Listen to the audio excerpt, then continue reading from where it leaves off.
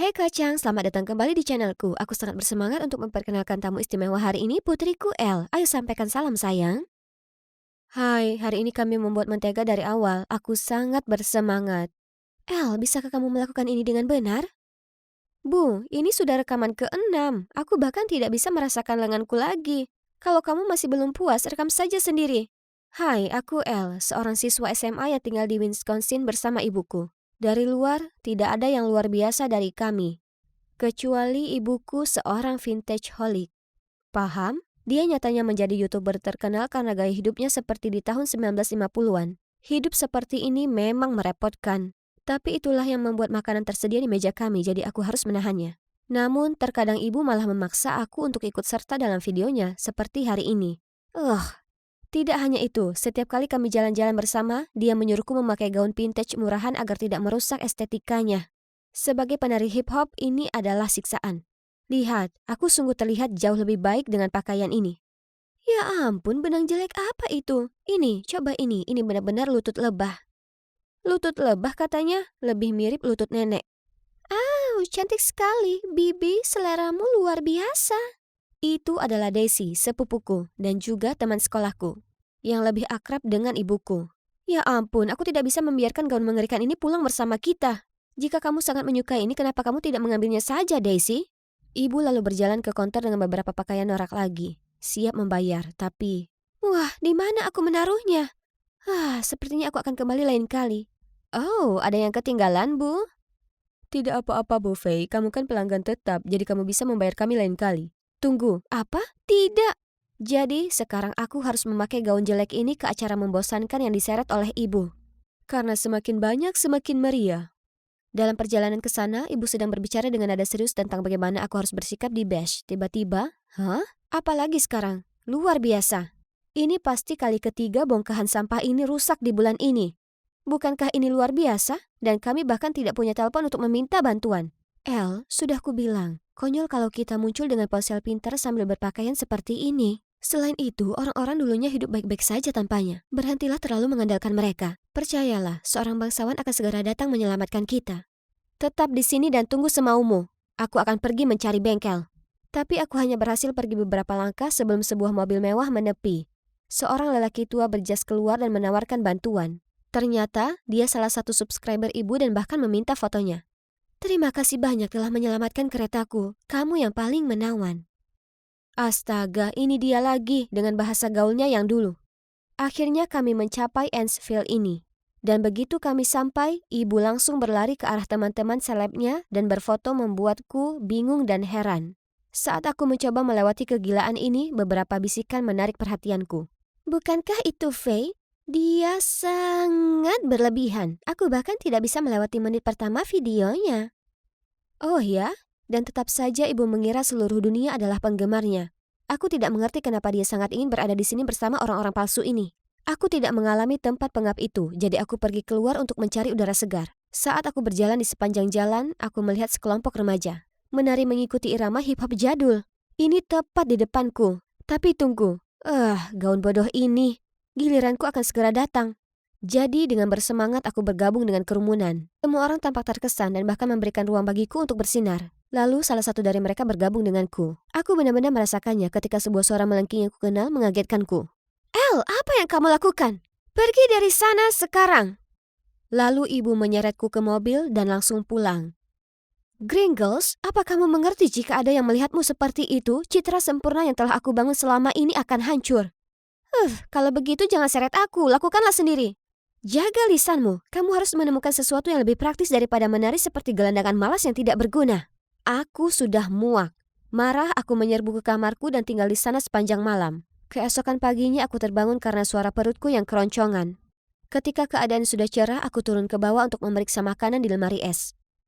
Bau telur busuk apa itu? Ya Tuhan, kulkas ini pasti dari zaman Napoleon. Dengan enggan aku memilih sup instan, tapi microwave bahkan tidak bisa memanaskannya. Dan coba tebak, ibuku menghabiskan lebih dari $500 hanya untuk alat dengan tampilan tahun 50-an yang tidak berguna ini. Kemudian aku memutuskan untuk memutar film untuk mengeluarkan tenaga. Tapi TV kuno juga tidak mau menyala. Sulit dipercaya, apakah ada sesuatu di rumah boneka berkarat ini yang benar-benar bisa berfungsi? Aku harus keluar dari sini sebelum menjadi gila. Oh, ada keluarga baru yang pindah ke sebelah. Tunggu dulu, bukankah itu pria yang berdansa denganku tadi malam? Dia tersenyum dan melambai padaku, tapi aku hanya bisa memaksakan senyum dan balas mengangguk. Hei, kenapa melamun? Jika kamu bosan, bantu aku.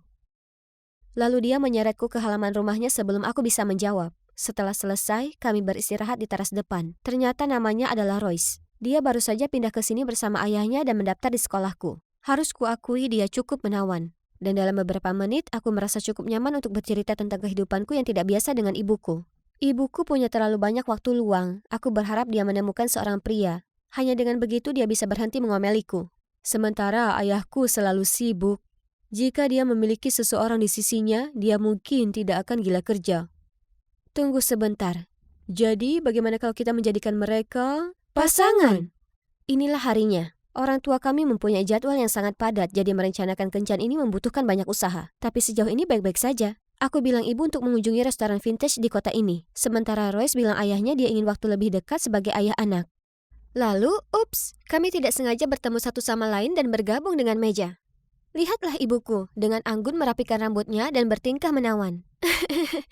Aku mengedipkan mata pada Royce lalu kami membuat alasan untuk meninggalkan meja agar orang dewasa bisa memiliki waktu pribadi. Sudah lama tidak bertemu, mari kita lihat bagaimana kabar keduanya. Oh, ya ampun. Apa Pak Phillips menyeruput spaghetti? Dia membuat kekacauan dan ibu kelihatan sangat malu. Kami segera bergegas masuk untuk menyelamatkan hari ini sebelum terlambat. Di penghujung malam ketika kami mengira hal terburuk telah berlalu, Pak Phillips berjalan keluar tanpa membukakan pintu untuk ibu. Membuatnya berayun kembali ke wajahnya. Astaga, setiap permulaan itu sulit kurasa. Selama beberapa hari berikutnya, Royce dan aku bekerja keras untuk menemukan cara menyelamatkan hubungan awal mereka.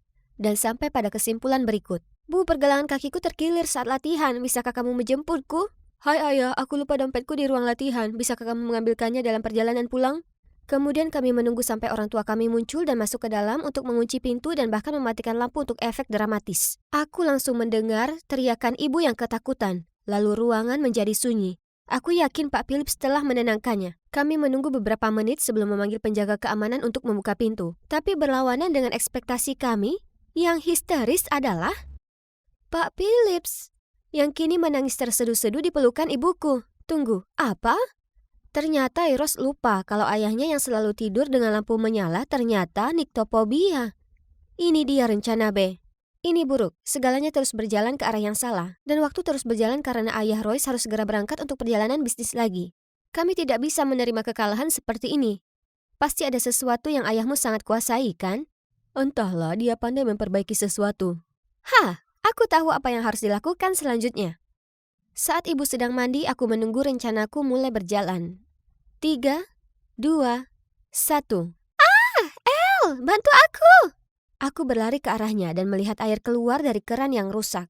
Setelah beberapa menit berjuang, aku menelpon rumah Royce untuk meminta bantuan, alias Pak Phillips. Begitu sampai, dia langsung masuk ke kamar mandi dan membantu ibu keluar dari kolam itu. Dia kelihatannya terlalu keren, sama seperti Superman. Sekarang waktunya keahliannya untuk angkat bicara. Benar saja, dia memperbaiki semuanya dalam sekejap, dan ibu bahkan mengundang mereka berdua untuk makan malam sebagai ucapan terima kasih. Bagus, saat makan malam Pak Phillips terus memuji masakan ibu. Harus diakui, kenyamanan ini mengingatkan pada masa lalu yang indah. Melihat keadaan meningkat di antara mereka, Royce dan aku dengan cepat minta diri untuk memberi mereka waktu sendiri.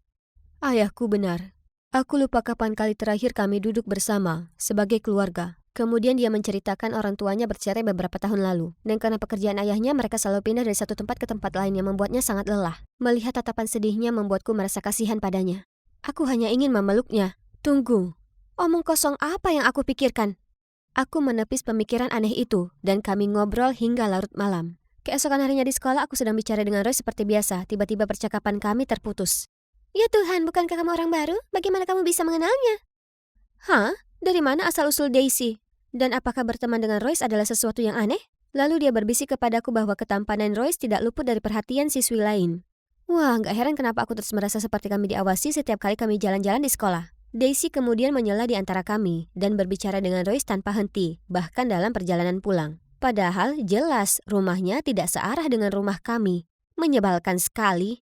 Namun kabar baiknya sesampainya di rumah, ibu tampak berbunga-bunga. Dia bersenandung lagu cinta dan tidak mengomeliku sama sekali saat aku pergi latihan menari. Royce juga mengatakan bahwa suasana hati ayahnya juga sedang bagus. Percikan api asmara pasti berterbangan di antara mereka. Rencana kita akhirnya berhasil, kerja bagus. Hah? Apakah aku benar-benar akan menjadi saudara tirinya? Aku seharusnya senang dengan hasil ini, bukan? Tapi perasaan tidak enak apa ini? Suatu hari saat latihan, aku berjalan mendekati Daisy dan Royce dan langsung merasa canggung sehingga aku langsung terpojok.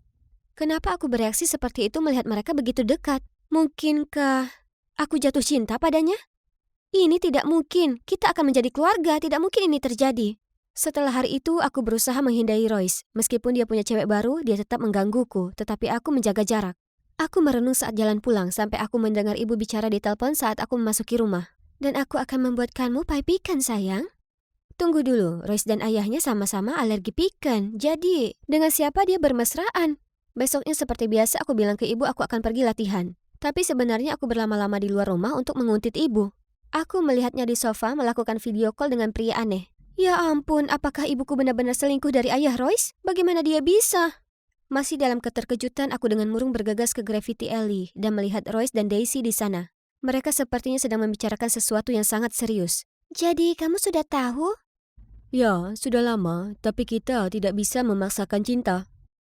Jadi maksudmu menyerah saja dan bahagia melihat mereka bertemu orang lain? Oh tidak, jadi mereka tahu ibu sudah tidak setia pada Pak Phillips? Memalukan sekali. Tepat pada saat itu, Daisy melihatku, jadi aku lari dengan panik. Sepulang sekolah keesokan harinya, Daisy ingin bicara denganku secara pribadi. Namun ini bukan tentang apa yang terjadi kemarin. Bantu aku dan berhenti selalu berada di dekat Royce ya. Tapi Royce temanku, aku tidak bisa begitu hanya karena kamu bilang begitu. Jika kamu menyukainya, aku akan mendukung. Tiba-tiba Daisy terjatuh ke tanah. Aduh, kenapa kamu mendorongku? Hah? Apa yang dia lakukan? Tepat pada saat itu, Royce muncul dan dengan cemas memeriksanya. Oke, sekarang aku tahu apa yang terjadi. Maaf soal itu, izinkan aku membantumu. Saat dia hendak berdiri, aku mendorongnya. Sekarang kamu tahu seperti apa rasanya doronganku yang sebenarnya. Aku memperhatikan ekspresi kaget Royce, tapi aku pergi begitu saja. Sekarang karena aku tidak lagi tampak hebat di matanya, dia akan berhenti mendekatiku. Sayang, ada apa? Ada apa? Ini semua salahmu. Kalau kamu tidak selingkuh dari Pak Phillips, semuanya akan baik-baik saja. Maksudnya apa? Selingkuh pada siapa? Kemudian ibuku tertawa terbahak-bahak setelah aku memberitahunya. Ternyata mereka tidak pernah pacaran. Mereka berdua mengetahui rencana perjodohan kami sejak awal, tapi memutuskan untuk menjadi teman baik saja. Dan orang yang kulihat ibu melakukan video call adalah pacarnya. Tapi dia belum memperkenalkannya karena mereka baru saja mulai pacaran. Tapi kenapa menjebak kami? Akhirnya aku punya kesempatan untuk menceritakan padanya bagaimana perasaanku sebenarnya karena dipaksa masuk ke dunia vintage dan tidak mampu mengejar kecintaanku pada tari jalanan. Ibu terdiam beberapa saat lalu berkata, "Wah, betapa bodohnya aku selama ini. Aku telah menginspirasi orang asing untuk mengejar mimpi mereka. Tapi aku malah menghentikan putriku sendiri untuk mengejar impiannya. Aku merasa jauh lebih baik setelah mencurahkan isi hatiku. Aku juga menyebutkan situasi Royce dengan ayahnya dan dia berjanji untuk membicarakannya dengannya. Tunggu. Ini artinya? Bu, jadi kamu dan Pak Phillips cuma berteman, bukan? Dengan cepat aku lari mencari Royce. Seolah diberi isyarat, bel pintu berbunyi dan itu adalah Daisy. Game apa yang dia mainkan sekarang? Jika dia di sini untuk main-main, datanglah padaku. Namun yang mengejutkan, Daisy malah meminta maaf. Maaf, aku hanya dibutakan oleh rasa cemburu. Dan sebenarnya tidak ada apapun yang terjadi antara aku dan Royce. Dia sebenarnya sudah menolakku pada hari kamu melihat kami di gang graffiti. Juga, dia memintaku untuk memberimu ini. Aku membuka kotaknya dan melihat gantungan kunci menggemaskan dengan tulisan "Aku cinta kamu" di atasnya. Ya ampun, apakah ini pengakuan cinta? Namun ada juga catatan berbunyi, "Aku akan pergi ke kota lain sampai kita berjumpa lagi." Tidak. Aku segera berlari ke rumahnya. Ya Tuhan, dia sudah berkemas. Tanpa pikir panjang, aku memeluknya dan mulai menangis. Jadi, kamu membaca pesanku? Ya. Dan apa menurutmu? Aku juga sama. Tapi kamu benar-benar akan pergi? Kemudian senyumannya berubah menjadi lucu dan dia mengakui bahwa dia cuma mengerjaiku. Ternyata dia akan pergi tapi hanya beberapa hari untuk mengikuti kompetisi dansa. Benarkah? Itu luar biasa. Tapi aku tidak bisa memaafkanmu karena sudah menipuku. Jadi, iya, meskipun kami tidak bisa menyatukan orang tua kami berdua sebenarnya menjadi pasangan. Jadi skema perjodohan kami tidak gagal total, ya kan? Kami bahkan dapat mengubah beberapa hal menjadi lebih baik. Misalnya, ibu berbicara dengan ayah Royce dan dia setuju untuk tidak pindah untuk sementara waktu agar putranya tetap menetap. Ibu juga berjanji untuk merawatnya ketika ayahnya sedang pergi untuk urusan bisnis. Sedangkan untuk keluarga kami, ibuku tidak lagi berusaha keras untuk bertingkah seolah-olah dia tidak hidup di tahun 2023. Dia sekarang terkadang memasukkan unsur-unsur modern ke dalam vlognya juga. Dan bahkan aku menjadi tamu tetap di salurannya. Hai Kacang, hari ini aku dan tunanganku membuat kue kelapa yang luar biasa ini. Bersama putriku dan pacarnya. Mereka adalah penari hip-hop. Lihat saluran mereka jika itu yang kalian suka. Itu benar-benar piyama kucing. Ada lalat di minumanku. Sangat menjijikkan. Aku tak mau bayar ini. Anak itu menjejalkan segelas limun di tanganku, lalu kabur. Kulihat kau jatuhkan itu ke dalamnya. Dan itu bahkan bukan lalat sungguhan. Hei, berhenti. Aku meneriakinya, tapi terlambat. Dia sudah menghilang. Dan begitu juga para pelangganku yang tersisa.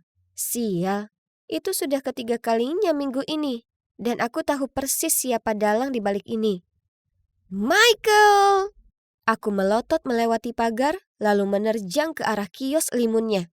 Melihat senyumannya yang dibuat-buat, aku semakin marah sampai akhirnya kutumpahkan segelas limun itu ke atas sepatunya, merebut $1 dari tangannya, lalu berjalan pergi. Kalian tahu, aku Amy, dan aku tipe cewek yang tahu apa yang dimau dan dapat apa yang diinginkan. Dan apa yang ku mau adalah Mike mengaku kalah dan berhenti mengganggu bisnisku. Aku sudah menjalani misi ini 10 tahun lamanya. Aku tak bercanda. Ini perang sungguhan di antara kami. Ini bukan permainan atau apapun. Terutama sekarang saat orang tua kami terlibat dalam hal ini. Kalian tahu, orang tuaku dan orang tuanya bersahabat. Malah, mereka sangat dekat sampai aku cukup yakin dulu ibu kami merencanakan kehamilan bersama. Jadi aku dan Mike dilahirkan hanya berjarak 1 minggu. Dan tentu saja aku lahir sebelum dia.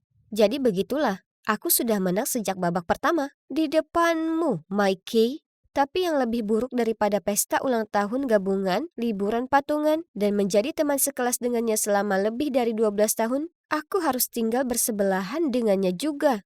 Ya, orang tua kami sengaja pindah bersebelahan karena mereka pikir membesarkan kami bersama akan menyenangkan. Mereka memimpikan kami menjadi sahabat karib seperti mereka. Tak mungkin. Sebaliknya, ketidaksukaan kami satu sama lain dimulai sejak usia dini. Kapanpun Mike datang, dia akan melempar boneka Barbieku ke sudut ruangan, memotong rambut mereka, lalu membungkus rumah bonekaku dengan tisu toilet. Jadi, aku membalasnya dengan mengubah kamarnya menjadi ladang ranjau Lego. Lalu ku gambar bunga di wajahnya yang bodoh sementara dia sedang tidur siang. Orang tua kami menganggap hal ini sebagai hal-hal lucu yang dilakukan anak-anak. Tapi tak ada satupun dari ini yang lucu. Ini artinya perang. Perseteruan kami memanas saat kami mulai sekolah. Semuanya jadi persaingan di antara kami, mulai dari nilai, aktivitas sekolah, dan bahkan hanya untuk berebut tempat duduk dekat jendela di bus sekolah.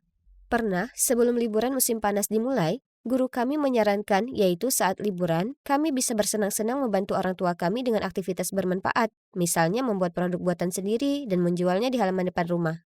Saat mendengar itu, aku melihat tampang Mike yang menantang. Dan tahu ini hanya berarti satu hal.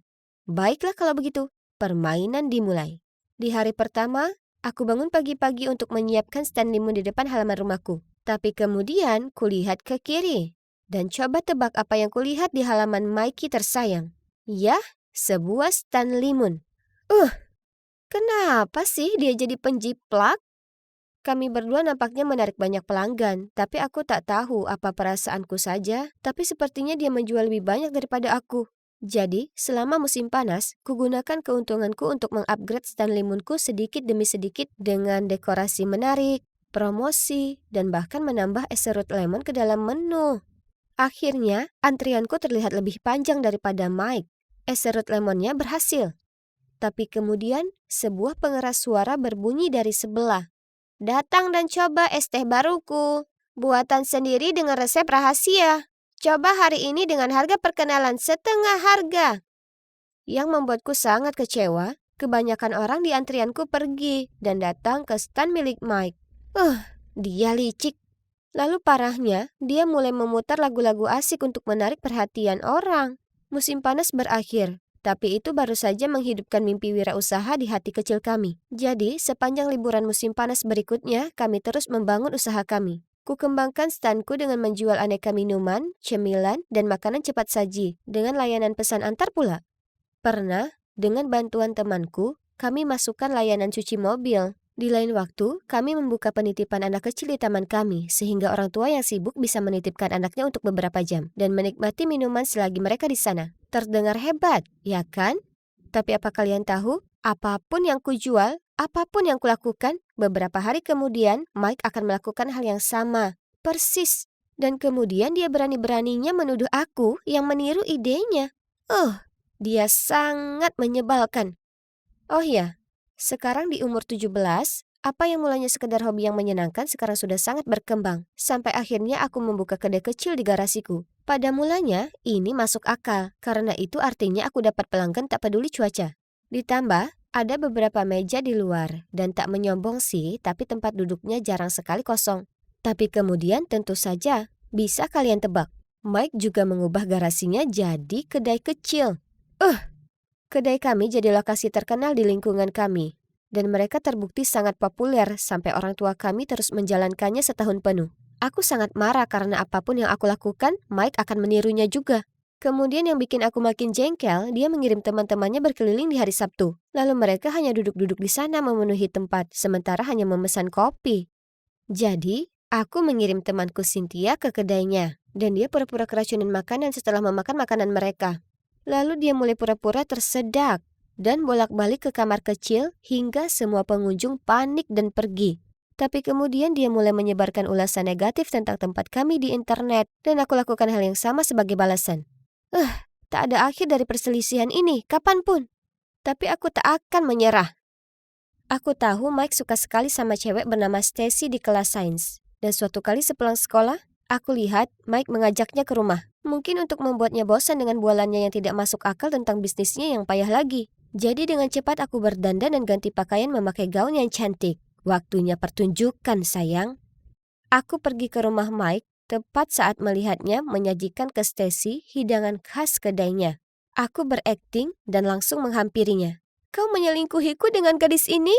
Dia bukan apa-apa dibanding aku. Teganya kau. Aku terus membuat keributan, menjambak rambut Mike dan menjerit, sampai Stacy kelihatan sangat canggung dan membuat alasan untuk pergi. Berhasil. Tapi, Mike sepertinya tak menganggap ini lucu. Aku sebenarnya tak pernah melihatnya semarah ini sebelumnya. Telinganya memerah, lalu dia berteriak padaku. Amy, persaingan atau bukan? Apa aku pernah mencampuri kehidupan pribadimu? Kau sudah terlewat batas kali ini. Dia menjatuhkan minuman yang dia buat untuk Stacy, lalu mencibir sambil berjalan pergi. Karena kamu sudah masuk sendiri, kau bisa keluar sendiri. Jadi, sepertinya aku sudah memenangkan babak ini. Tapi, kenapa aku tak merasa senang sama sekali? Dan yang terlebih lagi, merasa malu. Setelah itu, Mike bahkan tak mau menatap mataku. Terserahlah, maksudku, dia akan segera melunak dan mengacaukan usahaku lagi. Ya kan? Kemudian suatu hari aku pulang sekolah mendapati orang tuaku duduk dengan orang asing, pria berpenampilan profesional. Mereka memanggilku untuk bergabung. Kemudian pria itu memberitahuku kalau dia mau membuka usaha waralaba makanan cepat saji di lingkungan ini. Ketika melihatku tak begitu tertarik dengan apa yang dikatakannya, dengan ketus dia berkata, "Ayolah, kau paham maksudku? Akan jadi konyol jika ada 3 resto cepat saji yang semua berada di satu tempat, ya kan? Dan ayo kita akui saja, milikmu itu hanya sekedar hobi anak kecil yang seru, yang tak akan pernah berkembang. Terima ini." Dia mengeluarkan amplop, dan fokuslah dengan nilaimu. Serahkan saja bisnis pada orang dewasa. Naik pitam, kurenggut amplop itu darinya. Ya, isinya penuh dengan uang dolar. Beraninya dia mencoba menyogokku. Dasar brengsek. Jadi kulemparkan kembali padanya, lalu cepat pergi. Pikirkan ini, Amy. Pria itu berteriak padaku. Jangan membuat keputusan yang akan kau sesali. Keesokan harinya saat aku pulang dari sekolah, pria itu duduk di kedaiku makan pancakeku yang luar biasa. Kenapa dia tak paham juga? Kudatangi dia dan menyuruhnya pergi. Dia nyengir padaku lalu berkata, ini rasanya enak. Kau tahu, kurasa ada ruang untuk kita berdua berbisnis. Yang harus kau lakukan hanya menghapus beberapa menumu. Dia menunjuk pada pancake itu. Dan menyebarkan beberapa rumor tentang kedai Mike yang tak memenuhi syarat agar ditutup. Dan aku akan membiarkan kedaimu. Melihat raut mukaku yang bingung, dia menambahkan penekanan lain. Aku hanya memberitahumu hal ini karena aku tahu kau gadis yang pintar, lebih pintar dari pemuda itu. Jadi, pilihlah dengan bijak. Nah, itu benar. Aku memang lebih pintar dari Mike. Tapi, ini sungguh gila. Aku menghabiskan sepanjang malam mempertimbangkan hal ini. Maksudku, tak mungkin aku bisa bersaing melawan waralaba terkenal. Tapi dengan cara ini, aku punya sedikit peluang, ya kan? Tapi, semenyebalkan Mike, apa aku bisa lakukan hal ini padanya? Jam 2 pagi aku duduk di ranjang, masih begitu terpukul dengan semua ini. Aku bergegas ke rumah sebelah dan melempar kerikil ke jendela Mike. Lampu di kamarnya segera menyala. Jelas, dia juga tak bisa tidur. Dia melongok keluar dan melihatku, lalu bergabung denganku di teras dan kami duduk terdiam di sana cukup lama. Kemudian dia bicara, "Ames, pancake towermu itu luar biasa enak, sungguhan." Menghela napas ku jawab, "Jujur saja, aku ngiler hanya membayangkan burger 2 susun milikmu. Tapi jika kita tidak menghapus hidangan itu dari menu kita, kurasa pria itu akan cari cara untuk menutup usaha kita." Mike menggelengkan kepala. "Tapi Ames yang ku kenal tak akan menyerah semudah itu, ya kan?" Aku menghela napas lebih panjang. "Ya, tapi kali ini berbeda. Mereka waralaba terkenal. Kedai kecil kita tak mungkin bisa bertahan lama, cepat atau lambat." Kemudian kami kembali terdiam dalam keheningan yang menyedihkan. "Kurasa kita bisa melakukannya. Kita bisa lakukan ini sama-sama." Mike tiba-tiba berdiri dan menunjuk rumah kami. "Kita punya cukup tempat untuk membuka satu kedai besar. Hah, bagaimana menurutmu? Aku dan dia bekerja sama? Apa itu bisa berhasil? Tapi, ya, tak ada yang tak mungkin untuk Amy si gadis tangguh." Aku tersenyum lebar padanya. "Ayo, yuk kita berjuang hingga napas penghabisan." Jadi tepat esok harinya kami menyatukan kekuatan dan mulai mempersiapkan pembukaan dari penggabungan kedai.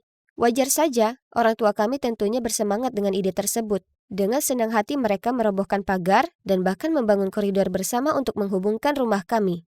Kami sekarang resmi terdaftar sebagai satu bisnis dan mendapatkan sertifikat kebersihan, keamanan untuk semua makanan kami. Kalian tahu dokumen-dokumen resmi yang membosankan itu? Mengenai pria waralaba itu, ternyata orang-orang di kota setia pada kami. Jadi saat cerita dari trik kotornya itu menyebar, semua orang bilang akan memboikot restorannya jika dia membukanya lagi. Dia pun menghilang bagai ditelan bumi. Hah, itulah karma untukmu. Apa yang terjadi selanjutnya? Nah, aku dan Mike masih menjalankan bisnis kami bersama, dan itu berjalan cukup baik sampai saat ini. Ini benar-benar usaha keluarga, dengan semua orang turut membantu. Sebenarnya, menjalankan bisnis bersama-sama ternyata jauh lebih menyenangkan daripada bersaing satu sama lain. Mungkin Mike tak seburuk yang kubayangkan selama ini, dan terkadang aku masih suka mengklaim aku ini ceweknya. Saat ku pergoki ada cewek yang mengamatinya. Kurasa dia perlu belajar terbiasa memiliki satu perempuan saja dalam hidupnya, dan memikirkan hal itu, kurasa selama ini itu adalah aku. Wah, ini merupakan hari sibuk di salon. Apa bisa dikata, ini berkat bakat terbaikku dalam tata rambut. Tada! Apa yang kau lakukan pada rambutku? Warna pirang platinum adalah tren saat ini, Nyonya. Aku minta warna coklat. Bagaimana mungkin aku ke sekolah dengan tampilan seperti ini? Dia tak punya bakat kecantikan. Tapi... Oh tidak, mesin bodoh ini. Paling tidak ini tak benar-benar hangus. Apa kau ketiduran saat menggunting rambutku? Kembalikan uang kami sekarang. Uang? Aku baru kerja di sini seminggu. Bagaimana caraku mengganti uang mereka? Minta orang tuaku? Tak mungkin. Aku, Olivia yang cantik, telah nyatakan depan mereka kalau aku benci sekolah. Dan akan kubangun karirku sendiri pada dunia tata rambut. Bukan dengan buku-buku yang membosankan. Jadi, kutinggalkan kampung halamanku dan dapat pekerjaan di salon mewah ini di kota besar. Aku ingin buktikan ke orang tuaku kalau aku benar-benar bisa hasilkan uang dengan bakatku. Tapi sekarang bosku akan mengamuk padaku. Oh, sayang, tak perlu ributkan jumlah uang yang sangat sedikit. Akan kubayar untuknya.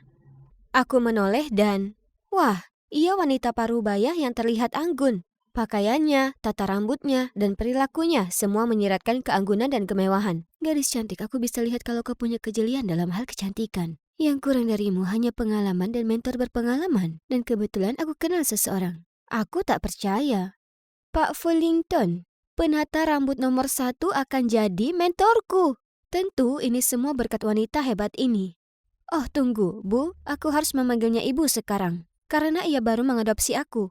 Dia pasti menyukaiku karena melihat betapa gigihnya aku mengejar passionku meskipun hadapi kesulitan. Dia dan suaminya merupakan miliarder yang tak punya anak. Jadi, ya, mereka memutuskan untuk menerimaku. Astaga, ini hal terbaik yang pernah terjadi padaku.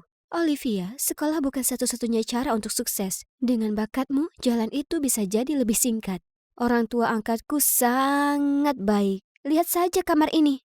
Aku merasa seperti seorang putri. Lihat saja kasur raksasa ini, spray satin dan ruang ganti. Hebatnya lagi, mereka bahkan sediakan penata rias dan penata gaya yang habiskan seharian penuh membantuku tampil cantik. Kehidupan anak orang kaya memang manis. Aku begitu larut dengan semua itu, aku hampir lupa alasan utama kenapa aku setuju mengikutinya. Kursus tata rambut bersama Pak Wellington. Ibu, ayah, aku tahu kalau kalian sangat sibuk, tapi aku sudah menunggu lama sekali. Apa Pak Wellington lupa dengan janji temu kami? Oh, sayang, aku minta maaf, tapi dia sedang sakit. Jadi semua jadwalnya ditunda sampai bulan depan. Jangan khawatir sayang, sementara waktu, kenapa tak kau coba datang ke pesta-pesta atas nama kami? Ini kesempatan baik untuk mengembangkan lingkup pergaulanmu dan belajar menghasilkan uang dari yang terbaik. Oh, itu terdengar cukup bagus. Kalau aku bisa hasilkan banyak uang, maka orang tuaku akan menganggapku serius dan menghentikan tuntutan bodoh mereka untuk kembali bersekolah. Segera saat aku tiba di pesta, semua teman-teman baru ini berkumpul dan memuji betapa cantiknya aku. Para pria kaya itu tergila-gila padaku. Aku langsung jadi pusat perhatian. Ada satu laki-laki bernama Bruce yang perkenalkan dirinya sebagai salah satu anak CEO perusahaan media papan atas di US. Olivia, wajahmu yang sangat cantik itu tercipta untuk layar lebar. Kau sebaiknya memerankan peran utama di film terbaru kami. Oh, acting? Aku tak pernah memikirkan itu sebelumnya. Jalan di karpet merah dan berpose dengan ratusan kamera memang kedengarannya menarik. Layak dicoba, ya kan? Aku masih terpaku pada tawaran Bruce saat kurasakan sesuatu yang dingin di jemariku. Oh ya ampun, cincin berlian merah yang berkilau. William, pewaris GeoGem Ltd. Senang bertemu denganmu, Olivia. Silakan pertimbangkan hadiah perkenalanku ini. Dan ini terus berlanjut sepanjang malam hingga aku tak bisa membawa barang lebih banyak lagi. Bunga dari Justin, satu set perhiasan dari Andrew, koleksi parfum dari Anthony, dan jam tangan dari... Astaga, aku tak bisa ingat lagi. Aku berusaha menyelinap pergi ketika seorang pria tampan menghadangku. Kau sangat memukau, Olivia. Bisakah aku bertemu denganmu besok? Kencan? Aku bahkan tak mengenalnya. Tidak. Sayang sekali, aku bertemu kawan lamaku di West High besok. Maaf, itu bukan karena aku pilih-pilih atau apa, tapi kencan tak bisa semudah itu, ya kan? Phew. Akhirnya aku pulang. Sungguh malam yang sibuk. Sesaat kemudian, ku terima telepon dari Minnie, sahabatku. Minnie cerita padaku kalau para cewek jahat di sekolah sekarang menyebar rumor kalau kucuri uang orang tuaku lalu berkemas dan kabur. Oke kalau begitu, biarkan mereka menggunjing. Besok akan kutunjukkan ke mereka yang jahat itu siapa sebenarnya yang hebat. Ya, sangat menyenangkan bertemu lagi dengan Minnie. Kami langsung ngobrol tanpa henti mengenai beberapa macam hal. Lalu tiba-tiba, para hyena muncul dengan nada sinisnya sama seperti biasa. Wah, barang palsu diproduksi baik sekali zaman sekarang. Kau tahu kan, konon tas Birkin yang kau punya itu sangat langka. Hanya ada 5 di dunia ini. Ketahuan. Berapa harga sewa supercar dan pengawal pribadi saat ini Nona pamer? Minnie hendak membelaku, tapi kuhentikan. Tak perlu buang waktu debat dengan orang seperti ini. Aku lalu meraih tangan Minnie untuk pergi, tapi... Lihat, Olivia. Aku melihat ke atas, ada pesawat yang terbang dengan jarak yang sangat dekat. Dan apakah itu menuliskan sesuatu? O-L-I-V. Asap putih sungguh mengeja. Namaku. Aku hanya pernah melihatnya di film. Aku tersentak kaget saat pesawat mendarat dan yang melangkah keluar dari kokpit adalah pria dari pesta semalam, Nathan. Ternyata dia pilot termuda di Amerika. Dan ingin membuatku terkesan dengan aksi hebat ini setelah kemarin sempat ditolak. Terbang di angkasa adalah minatku. Dan, Olivia, aku ingin jadi pilot pribadimu, membawamu kemana saja yang kau mau. Oh ya ampun, aku tak tahu mana yang lebih baik. Ada pria tampan dan kaya berusaha keras untuk membuatku terkesan, atau melihat ekspresi keheranan di wajah teman-teman palsuku itu. Hari-hari mendebarkan seperti ini harusnya membuatku senang, ya kan? Tapi duduk di antara hadiah mahal yang menggunung, tak bisa kuhilangkan perasaan tak nyaman. Jadi pusat perhatian mata yang terpesona dan menerima pujian dan hadiah yang tak terhitung itu keren dan sebagainya. Tapi kata-kata Mini menyadarkanku. Olivia, apa menurutmu mereka sebaik itu memberimu semua ini tanpa minta imbalan? Tidak. Seharusnya tak kuterima hadiah-hadiah ini. Kuletakkan semua kembali ke kotaknya untuk dikembalikan ke mereka saat ibu angkatku masuk. Oh, tidak sayang. Mengembalikan hadiah itu dianggap menghina sekali dalam pergaulan kita. Dunia orang kaya sangat rumit. Jadi ku dengarkan ibu dan mengurungkan ide mengembalikan hadiah itu. Tapi aku tetap harus membalas budi, ya kan? Jadi aku setuju menemui beberapa dari mereka. Orang pertama pastilah yang membuatku paling terkesan, si pilot Nathan. Hanggar pesawatnya merupakan tempat pertama kami kencan pertama. Aku tak temukan apapun yang buruk mengenai Nathan, tapi kami hanya tak cocok. Dia terus mengoceh soal pesawat. Model tiap-tiap pesawat, betapa sulit dia mendapatkannya, bla bla bla. Sementara aku sama sekali tak tertarik pada hal ini. Pria berikutnya, William, bahkan lebih buruk. Dia tak hanya mengajakku, tapi juga selusin gadis cantik lainnya. Dia bahkan memberi tiap gadis batu permata dari koleksinya. Playboy sejati, jadi jelas kelewatkan. Bruce lebih mudah diajak bicara, tapi segera kusadari kalau dia bermasalah. Seperangkat pecah belah ini dibuat secara khusus oleh pengrajin paling ahli di Swiss. Jadi milikmu kalau kau suka. Oh, tunggu. Aku akan suruh seseorang membawakan itu nanti. Lihat lukisan ini, bukankah ini akan sempurna di kamar tidurmu? Tapi ini terlalu besar untuk kau bawa ke rumah. Akan kukirimkan nanti. Bagaimana dengan peran utama di film yang kau sebutkan sebelumnya? Aku hampir lupa. Tapi, Olivia, akting itu tak semudah yang kau kira. Lagi pula, dunia hiburan itu sangat toksik. Sudah, jadilah tuan putriku saja, oke? Lihat kan, dia terus menjanjikan dunia kepadaku lalu kemudian tak ada apa-apa. Sungguh pendusta sombong dan pelit. Aku tak suka semua cowok ini, jadi aku harus kembalikan hadiah mahal mereka. Tapi segera saat ku bawa kotak itu keluar ruangan, ibu angkatku menghentikanku. Olivia yang polos, kenapa kau masih saja mengkhawatirkan hal ini? Bagi mereka, semua benda ini hanya setetes air di laut. Tapi jika kau merasa tak nyaman, akan kusingkirkan ini untukmu. Mengembalikannya akan membuat malu keluarga kita. Dan kau tak ingin lakukan itu, ya kan? Baiklah, sepertinya itu solusi terbaik. Orang tua angkatku sudah sangat baik padaku. Sebaiknya aku tak buat masalah. Tapi beberapa hari kemudian aku tahu kalau mereka diam-diam pakai ponselku untuk minta Bruce lebih banyak hadiah. Dia kira aku marah, jadi dia menjanjikan aku kejutan besar besok. Aneh, kenapa mereka lakukan itu?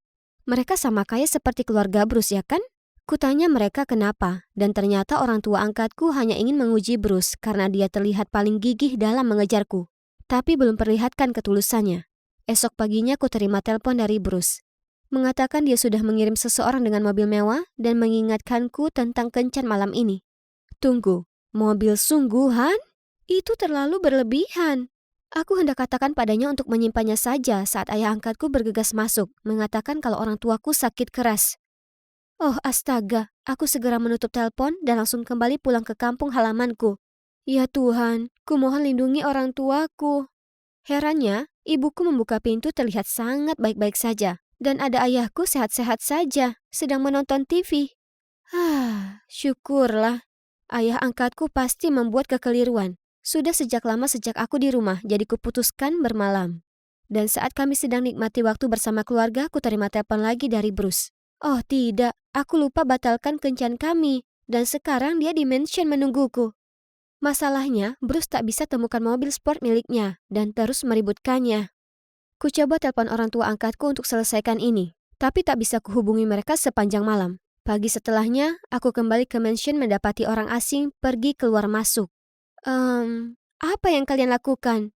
Hai, kami baru pindah ke sini. Senang bertemu denganmu, tetangga. Sungguh kebetulan menemukan tempat sebagus ini yang disewakan dengan harga terjangkau. Tepat di koran lokal, benar kan? Disewakan? Tidak. Ada apa ini? Aku bergegas masuk ke kamar orang tua angkatku, tapi kamarnya kosong. Bahkan hadiah-hadiah yang mereka bilang mereka simpankan untukku semua hilang. Mereka pergi tanpa jejak, seolah mereka kabur. Apa? Apa rekan kejahatanmu meninggalkanmu? Sekarang jangan coba menyangkalnya, kau penipu. Apa katanya? Rekan kejahatan? Penipuan? Ku coba jelaskan padanya bahwa aku ingin kembalikan semua hadiah yang kuterima. Tapi dia tak mau percaya padaku. Dia mengancam memanggil polisi jika dia tak dapatkan mobilnya kembali. Oh tidak, jangan sampai. Yang bisa kulakukan hanya memohon Bruce untuk memberiku waktu. Ini kampung halaman dari serif kota kami yang terkenal. Dia orang yang biasa membantuku, tapi yang kudapatkan adalah, "Aku minta maaf, tapi aku sudah pensiun. Kau harus minta tolong orang lain."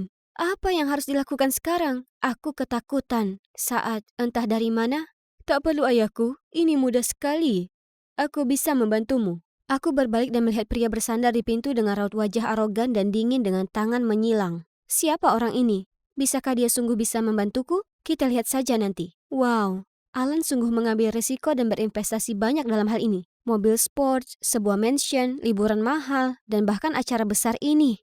Aku harus akui dia tampak cukup tampan dengan berpakaian rapi. Oh, aku lupa memberitahumu. Alan, putra Syarif itu, sekarang memainkan peran sebagai pewaris kaya perusahaan besar yang mengejar gadis cantik, yaitu aku.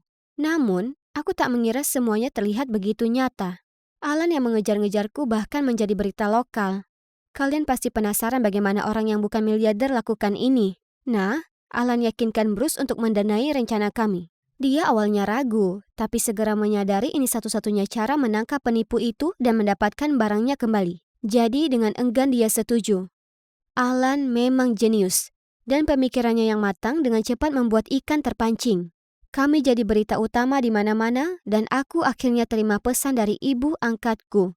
Awalnya, dia hanya tanya kabarku dan bicarakan bagaimana sibuk mereka dengan proyek di luar negeri hingga hari ini. Olivia, bagaimana pacar miliarder misteriusmu itu?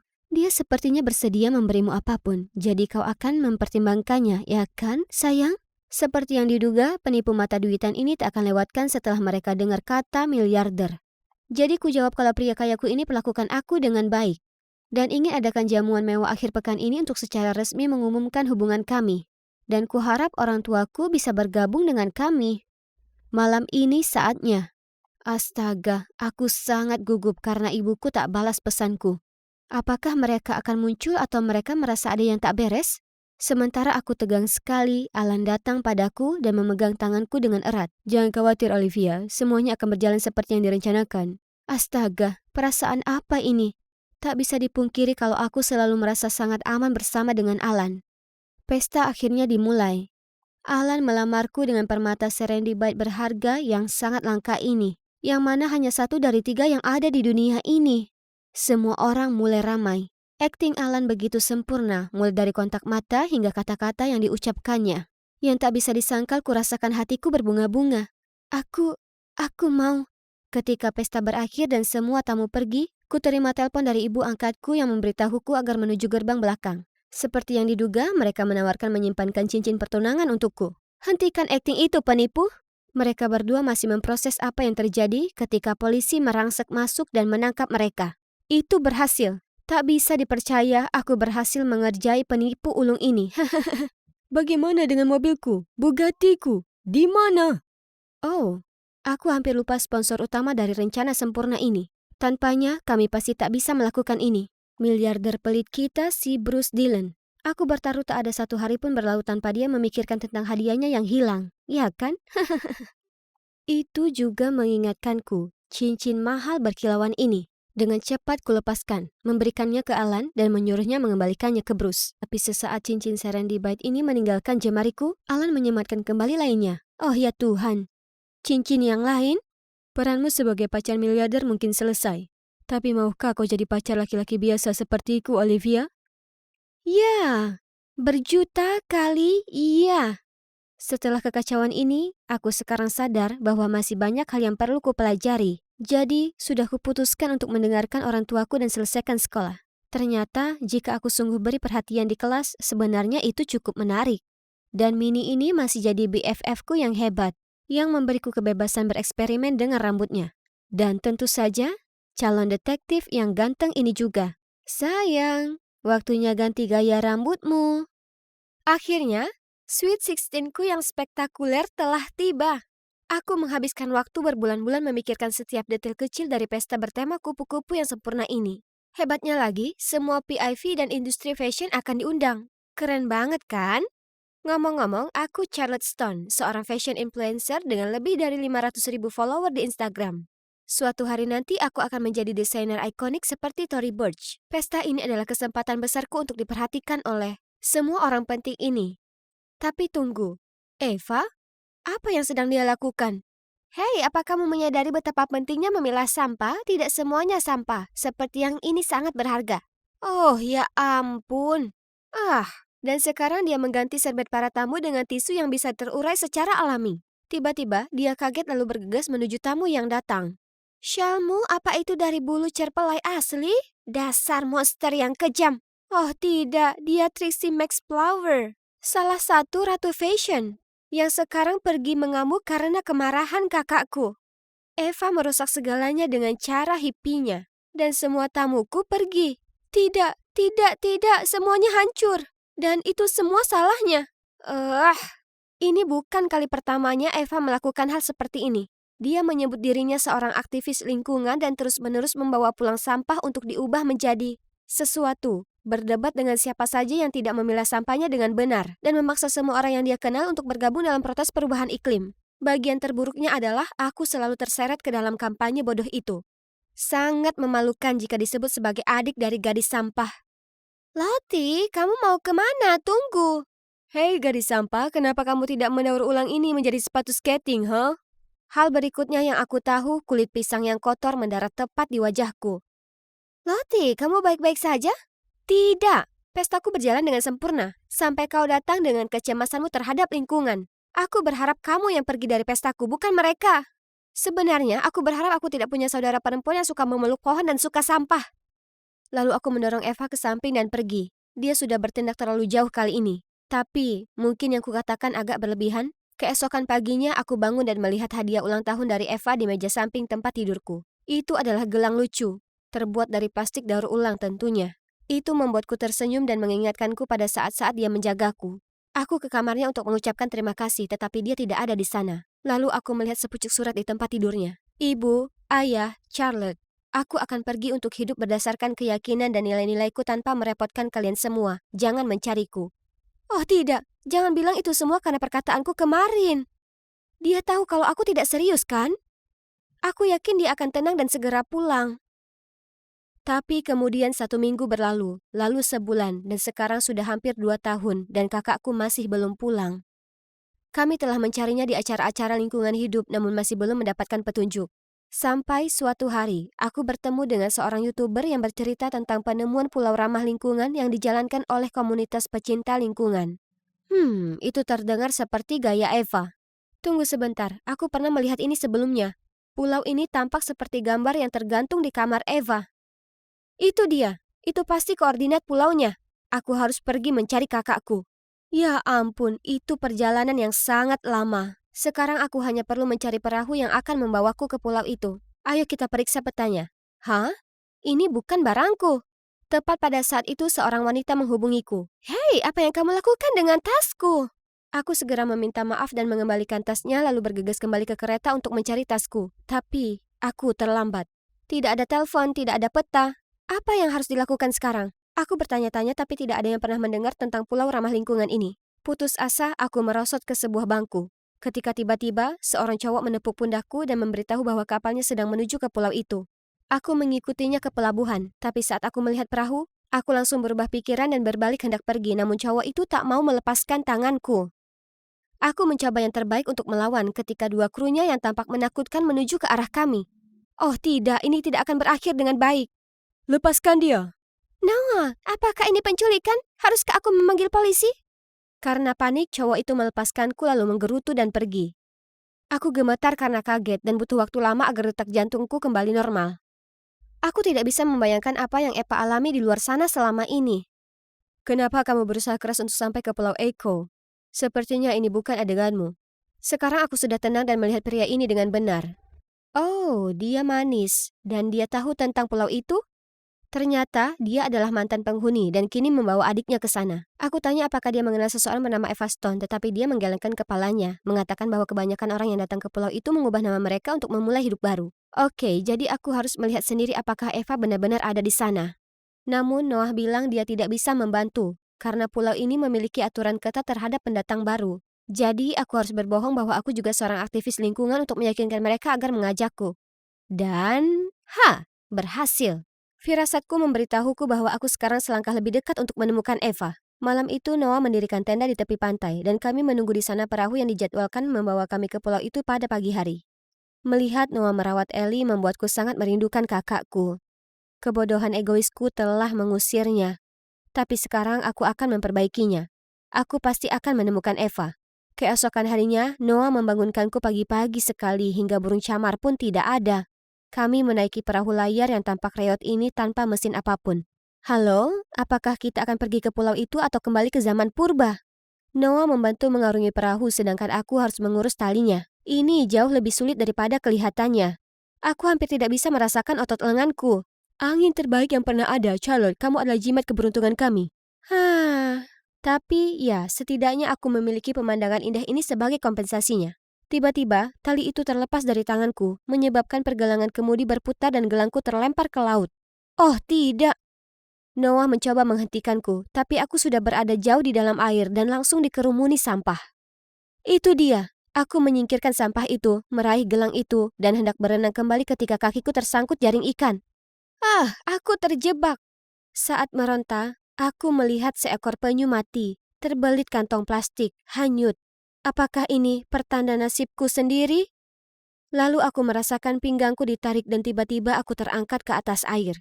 Melalui batuk dan sesak napas, aku melihat Noah. Dia telah menyelamatkan aku lagi. Bagaimana kamu bisa begitu bodoh? Kamu beruntung aku meraihmu tepat waktu. Tidak, kamu yang beruntung yang baru saja mendapatkan pacar baru, yaitu aku. Ada apa denganmu? Tindakanmu bisa saja membunuh dirimu sendiri dan saudaraku, dan yang kamu pikirkan cuma merayunya? Maaf, tapi gelang itu sangat penting bagiku, dan aku serius. Seperti apa tipe cewekmu, Noah? Aku mungkin seseorang yang dewasa dan berani. Baiklah, mulai sekarang aku akan menjadi lebih dewasa. Fajar berikutnya aku akhirnya bisa melihat tujuan kami. Namun tepat ketika aku menginjakan kaki di tepi pantai, dua orang pria yang sepertinya adalah penjaga desa menghentikanku. Kamu bilang kamu membawa satu saudara perempuan, bukan dua. Siapa dia? Dia bersamaku, kata Noah. Ku coba meyakinkan mereka, tapi mereka bersikeras tetap mengikuti aturan. Tidak ada orang luar di pulau ini. Aku tidak ingin drama, yang aku inginkan hanyalah menemukan saudara perempuanku. Hei, ketua datang! Ya ampun, apalagi yang terjadi? Aku meraih tangan Noah dan bersembunyi di balik punggungnya. Tolong jangan tinggalkan aku. Tidak akan. Dengan mata terpejam, aku mendengar seseorang masuk dan suara wanita berkata, "Ada apa ribut-ribut? Tunggu, suara itu, aku mengintip kepala desa. Itu, Eva! Eva, benarkah itu kamu? Charlotte? Aku telah menemukan saudara perempuanku, aku langsung memeluknya erat-erat. Aku sangat merindukanmu. Oh, Lottie kecil, bagaimana kamu bisa sampai di sini? Aku juga merindukanmu. Aku minta maaf atas apa yang aku katakan. Aku... Tidak apa-apa, aku sudah melupakannya. Ayo, biarkan aku mengajakmu berkeliling. Ternyata pada hari dia meninggalkan rumah, dia mengumpulkan orang-orang yang berpikiran sama untuk datang ke pulau ini dan menyelamatkan ekosistemnya. Mereka membangun desa ini dan tanggul untuk melindungi pulau dari kenaikan permukaan air laut. Ketika Eva bertanya padaku tentang perjalananku ke sini, aku menceritakan semua perjuangan yang harus aku lalui dan bagaimana Noah menyelamatkanku. Kamu menyukai Noah? Aku kira begitu, tapi apa yang salah dengan itu? Maksudku, kamu selalu membenci gaya hidup ramah lingkunganku. Tapi Noah dan aku, kamu tahu kalau kita punya pola pikir yang sama, kan? Itu benar. Mereka memiliki banyak kesamaan. Sementara aku seperti hidup di dunia lain bagi mereka. Tidak apa-apa, aku telah banyak berubah sejak terakhir kali kamu melihatku. Eva, aku bertanya-tanya apakah aku bisa tinggal di sini sebentar? Eva menyetujuinya. Yeay! Sekarang aku punya waktu lebih banyak untuk membujuk kakakku agar pulang dan memenangkan hati laki-laki impianku. Jadi, sebagai anggota terbaru desa, keesokan harinya aku mulai membantu semua orang melakukan tugas mereka seperti mengumpulkan kelapa, membuat barang-barang DIY, dan menanam karang. Aku bahkan memanfaatkan selera fashionku dan menghasilkan desain penuh gaya yang juga ramah lingkungan. Meskipun Noah terlalu sibuk untuk melihat kreasiku, para penduduk desa lainnya sangat antusias dengan kreasiku dan sering mengunjungi workshopku untuk mencoba pakaian baru. Hei sayang, desain ini luar biasa. Kamu seperti Dewi Penjahit. Itu Sam, rekan kerjaku di workshop. Kelihatannya aneh, tapi sebenarnya dia adalah seorang jenius yang mampu menciptakan perangkat teknologi dari bahan bekas. Setiap hari dia memberiku hadiah aneh yang berbeda. Orang ini pasti suka padaku. Tapi bahkan sepeda unicorn miliknya yang terbuat dari kerang tidak bisa menggerakkan hatiku karena aku cuma menyukai Noah. Berbicara tentang Noah, dia baru saja melewati workshopku, tepat pada waktunya untuk menunjukkan kepadanya materi baru ini. Aku dengan bersemangat berlari ke arahnya, tapi berhenti ketika Eva tiba-tiba menariknya ke tempat tidur gantung, mencondongkan tubuh lebih dekat dan membisikkan sesuatu di telinganya. Apa? Jadi saat Noah bilang dia lebih suka gadis dewasa, yang dia maksud adalah Eva? Tapi apa yang kakakku pikirkan? Dia tahu aku menyukainya. Setelah hari itu, aku tidak dapat berkonsentrasi pada apapun karena keduanya. Noah mulai mencari-cari alasan untuk tidak membersihkan terumbu karang bersamaku. Dan coba tebak siapa dalang di balik semua itu? Eva. Aduh, hebat. Aku tidak sengaja baru saja menginjak bulu babi, sehingga aku dilarikan ke pondok medis. Eva juga datang untuk menanyakan apakah aku baik-baik saja, tapi aku menolak berbicara dengannya atau Noah. Lukanya membengkak dan aku masih tidak bisa berjalan normal beberapa hari kemudian. Anehnya, Ellie mulai bersikap baik dan merawatku, dan bahkan memata-matai Noah dan Eva untukku. Mereka berdua ditakdirkan untuk satu sama lain. Bahkan mereka diam-diam berdua beberapa kali. Mereka adalah raja dan ratu pulau yang sempurna. Sekarang tidak ada keraguan bahwa mereka pacaran tanpa sepengetahuanku. Bagaimana bisa Eva melakukan ini padaku? Merasa dikhianati, aku menyeret diriku ke workshop. Mungkin bekerja bisa mengalihkan semua kekacauan di kepalaku ini. Tapi disinilah aku, terjebak dengan Sam dan kalimat murahannya. Kamu pasti capek karena kamu selalu mondar-mandir di dalam pikiranku sepanjang hari. Tinggalkan aku sendiri. Aku bergegas keluar dari sana, tapi tersandung dan terjatuh. Saat itu, sebuah tangan terulur membantuku. Itu Eva. Astaga, dia orang terakhir yang ingin kutemui saat ini. Kamu tidak perlu berpura-pura peduli padaku. Kamu tahu betul kalau aku menyukai Noah, tetapi kamu masih bersamanya. Charlotte, apa yang kamu bicarakan? Aku akan pergi hari ini. Begitu pula semua orang di desa ini. Tempat ini diperuntukkan bagi para pengecut yang mengabaikan masalah lingkungan nyata yang terjadi di dunia luar. Di sana, aku akan melepaskan semuanya dari dadaku. Namun tiba-tiba, penduduk desa keluar dari semak-semak sambil membawa dekorasi dan kue ulang tahun dengan namaku di atasnya. Mereka mengadakan pesta kejutan untukku. Oh, tidak, aku tidak bermaksud demikian. Karena kecewa dengan kata-kataku, mereka semua pergi. Aku kira kamu melihatku bersama ketua ketika kami merencanakan kejutan ulang tahunmu. Tidak ada apapun yang terjadi di antara kita. Kukira kamu sudah dewasa, Charlotte, tapi ternyata aku salah. Ya Tuhan, rasa bersalah yang kurasakan saat ini sedang membunuhku. Frustrasi dan malu aku tahu aku tidak bisa tinggal di sini lebih lama lagi. Aku menunggu sampai semua orang tertidur untuk menyelinap ke pantai, lalu berlayar dengan perahu kecil menuju malam badai. Tapi aku tidak bisa sampai jauh. Sebelumnya, gelombang raksasa menelanku dan perahuku. Ini, akhirnya, kurasa. Tapi saat aku membuka mata, wajah Noah muncul di hadapanku. Kamu menyelamatkanku lagi? Tidak, ketua yang melakukannya. Tapi, di mana dia? Noah tidak berkata apa-apa, hanya memandang ke laut dengan murung. Tunggu, ini tidak akan terjadi. Kakakku tidak mungkin di luar sana, kan? Tidak, tidak, tidak. Bagaimana aku bisa hidup mengetahui bahwa kakakku tenggelam karena aku? Apa kamu menangisi sepatumu yang hilang? Aku berbalik untuk melihat Eva. Masih hidup dan baik-baik saja. Eva, terima kasih Tuhan. Aku dengan gemetar melompat ke arahnya. Tapi, aduh, aku lupa kalau kakiku masih sakit. Aku minta maaf atas betapa bodoh dan egoisnya diriku. Lain kali jangan bodoh. Tidak ada yang terjadi antara aku dan Noah. Dia milikmu sepenuhnya. Aku melihat ke arah Noah dan kami berdua berubah menjadi merah tomat. Keesokan harinya, Eva mengumpulkan semua orang agar aku dapat meminta maaf secara terbuka kepada mereka. Aku sudah siap jika penduduk desa melemparkan batok kelapa ke arahku. Namun mereka malah mengakui kalau perkataanku ada benarnya. Gaya hidup ini perlu disosialisasikan kepada dunia. Karena setiap orang berhak hidup dalam lingkungan yang bersih dan sehat. Itu semua butuh upaya bersama. Kemudian mereka semua sepakat bahwa orang yang tepat untuk mempengaruhi generasi muda tentang masalah ini adalah aku. Wah, aku tidak menyangka, tapi iya. Aku bersedia menjalankan misi yang berarti ini. Dan Noah mengajukan diri untuk meninggalkan pulau itu dan menginspirasi dunia luar bersamaku. Baru kemudian Ellie meminta maaf padaku dan mengaku dia mengarang cerita tentang Eva dan Noah. Hanya untuk membuatku menyerah untuk merayu kakaknya. Aku kira kamu cuma akan merepotkan, tapi sekarang aku tahu dia sangat menyukaimu. Jadi berjanjilah kamu akan membuat hidupnya bahagia. Aku akan mencoba yang terbaik. Janji. Sudah 5 tahun sejak kami meninggalkan pulau, dan aku telah mewujudkan impianku menjadi perancang busana terkenal. Namun yang penting, aku mampu mewujudkan fashion yang ramah lingkungan. Keren banget kan? Saat peragaan busana terakhir, aku naik ke atas panggung dan penonton bertepuk tangan meriah. Inspirasi kreatifku datang dari kakak perempuanku tercinta, Eva, yang menunjukkan kepadaku betapa pentingnya lingkungan yang bersih bagi kita semua.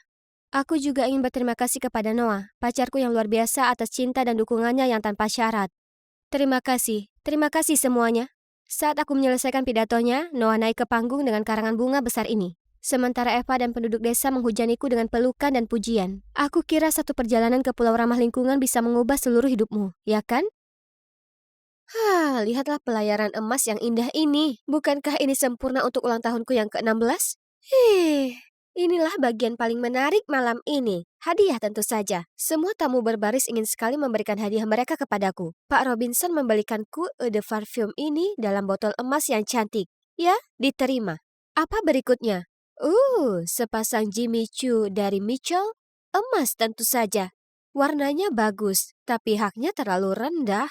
Sungguh menyedihkan, aku harus melewatkan yang satu ini. Benar sekali, setiap barang milikku harus mengikuti standar tertentu. Kalian tanya kenapa? Ya, ibuku melihatku sebagai bidadari cantiknya yang pantas mendapatkan kemewahan emas yang indah sejak aku dilahirkan dengan rambut pirang halus dan mata kuning berkilau. Sedemikian rupa sehingga dia segera mengubah interior kamar bayiku menjadi emas, beserta semua pakaian bayi dan mainanku agar sesuai dengan ciri-ciriku. Sepanjang masa kecilku, ibu terus memanjakanku dengan kemewahan emas yang indah dalam hidup. Suatu saat aku minta sebuah piano, lalu voila, muncullah piano klasik megah yang terbuat dari emas murni. Apa kalian bisa percaya itu? Di lain waktu aku bilang aku ingin seekor kuda poni, lalu tanpa ragu dia membawaku ke peternakan untuk menemui Goldie, kuda betina baruku dengan bulu emas paling berkilau. Bu, terima kasih banyak. Sayang, emas adalah lambang kekuasaan dan kemegahan. Kamu harus selalu ingat betapa istimewanya dirimu dan jangan pernah menerima apapun yang kurang dari kesempurnaan. Dan itulah kata-kata yang selama ini aku jalani. Kembali ke pesta ulang tahunku, saatnya untuk kue ulang tahun. Tapi, bunganya berwarna pink. Aku ingin semuanya emas. Chef Friends, tolong kikis semuanya dan ganti dengan yang emas. Aku tidak percaya ulang tahunku hampir hancur karena itu. Ibu menepuk pundakku untuk menghiburku, sementara ayah hanya memberikan tatapan tidak setuju. Itu cuma kue, Lola. Bagaimana kamu bisa menyesuaikan diri jika kamu bersikeras untuk menjadi pemilih? Mungkin kamu harus bergabung dengan sekolah negeri untuk sedikit membuka matamu. Sekolah? Itu bukan ide yang buruk. Selalu bersekolah di rumah berarti aku tidak punya teman. Bahkan para tamu hari ini semuanya adalah mitra bisnis orang tuaku. Tapi ibu langsung menolak gagasan itu karena dia tidak mau aku mengalami kesulitan apapun. Jangan khawatir, Bu. Aku hanya akan memilih sekolah yang memenuhi semua standarku. Aku mohon. Dan tentu saja dia tidak bisa mengatakan tidak. Jadi disinilah aku, langsung bernegosiasi dengan kepala sekolah. Aku kira mengecat loker dengan emas dan membawa koki pribadi ke sekolah dan hal-hal seperti itu bisa dilakukan. Tapi aku khawatir kita tidak memiliki ruang piano pribadi. Kalau begitu buatlah satu. Kami juga hanya memiliki lapangan olahraga di luar ruangan dan kolam renang. Jadi pasang saja atapnya. Jangan harap aku bisa berolahraga di panas terik matahari. Nona, tidak seperti tutormu sebelumnya. Tidak semua guru di sini memiliki gelar doktor, menguasai dua bahasa, dan berusia awal hingga pertengahan 30-an. Kalau begitu, bukan masalah besar. Aku akan mencari sekolah lain saja. Tidak, tunggu. Beri aku waktu. Selama keluargamu mensponsori sekolah seperti yang dijanjikan, aku pasti akan mewujudkannya. Ini dia. Akhirnya ini hari pertamaku di sekolah. Segera, semua siswa mengerumuniku karena kagum pada aura mewah dan selera fashionku. Tidak mengherankan karena sekolah ini memerlukan perubahan serius. Tapi tunggu, gadis pirang itu terlihat cukup rapi. Oh, dia bahkan membawa tas flap classic Chanel berwarna kuning. Kebetulan sekali, punyaku edisi terbatas. Aku segera pergi untuk berbicara dengannya. Namanya Beth, dan kami langsung cocok setelah mengobrol singkat tentang fashion dan kosmetik. Sepertinya aku bisa melihat diriku sebagai sahabat yang luar biasa. Setiap hari pulang kelas, aku mengajak Beth berbelanja di Saks untuk menjalin ikatan persahabatan. Aku membelikannya semua pakaian dan aksesoris berwarna emas dan kuning sama seperti milikku.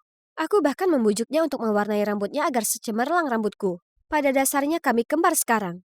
Hanya ada satu masalah. Kemanapun kami pergi, anak-anak itu mengikuti. Kalau kamu pacaran denganku, aku akan memberimu koleksi Gucci terbaru. Maaf, aku baru saja membeli seluruh toko. Aku bisa memetik bintang untukmu jika kau mau.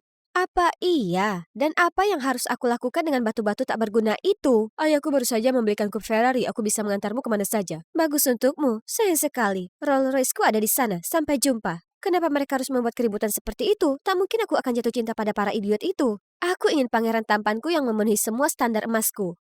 Hmm, Bagaimana kalau memberitahu semua orang tipe idealku? Lalu aku bisa menyaring mereka semua untuk mendapatkan pacar asliku. Tanpa membuang waktu, aku membuat cerita, ajukan pertanyaan di IG dan meminta Beth untuk bekerja sama.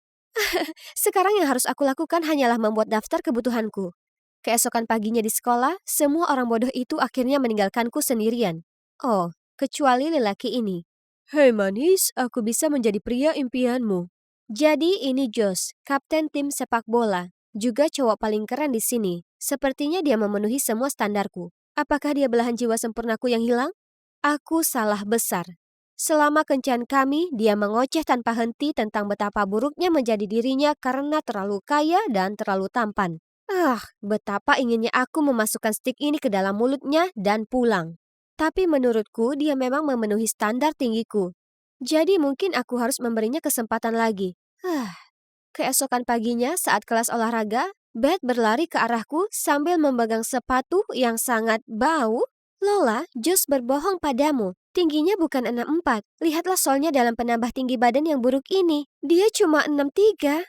Aduh, menjijikkan. Sayang, maafkan aku melakukannya hanya karena... Cukup, singkirkan sepatu bau ini dariku. Kita putus. Maka pencarianku untuk menemukan cinta sejati menemui jalan buntu. Lagi. Namun yang mengejutkan, keberuntungan kembali tersenyum padaku. Kemudian pada hari itu aku datang ke ruang latihan seperti biasa ketika musik favoritku sampai ke telingaku. Ya ampun, sungguh pemandangan surgawi. Tiba-tiba aku merasakan jantungku berdetak kencang saat tanpa sadar aku berjalan menuju cowok itu. Sepertinya seseorang memiliki selera musik yang sangat bagus dan keahlianmu juga tidak terlalu buruk. Ya, selama kau membuka hati untuk merasakan jiwanya, bukan cuma mempelajari nada-nadanya.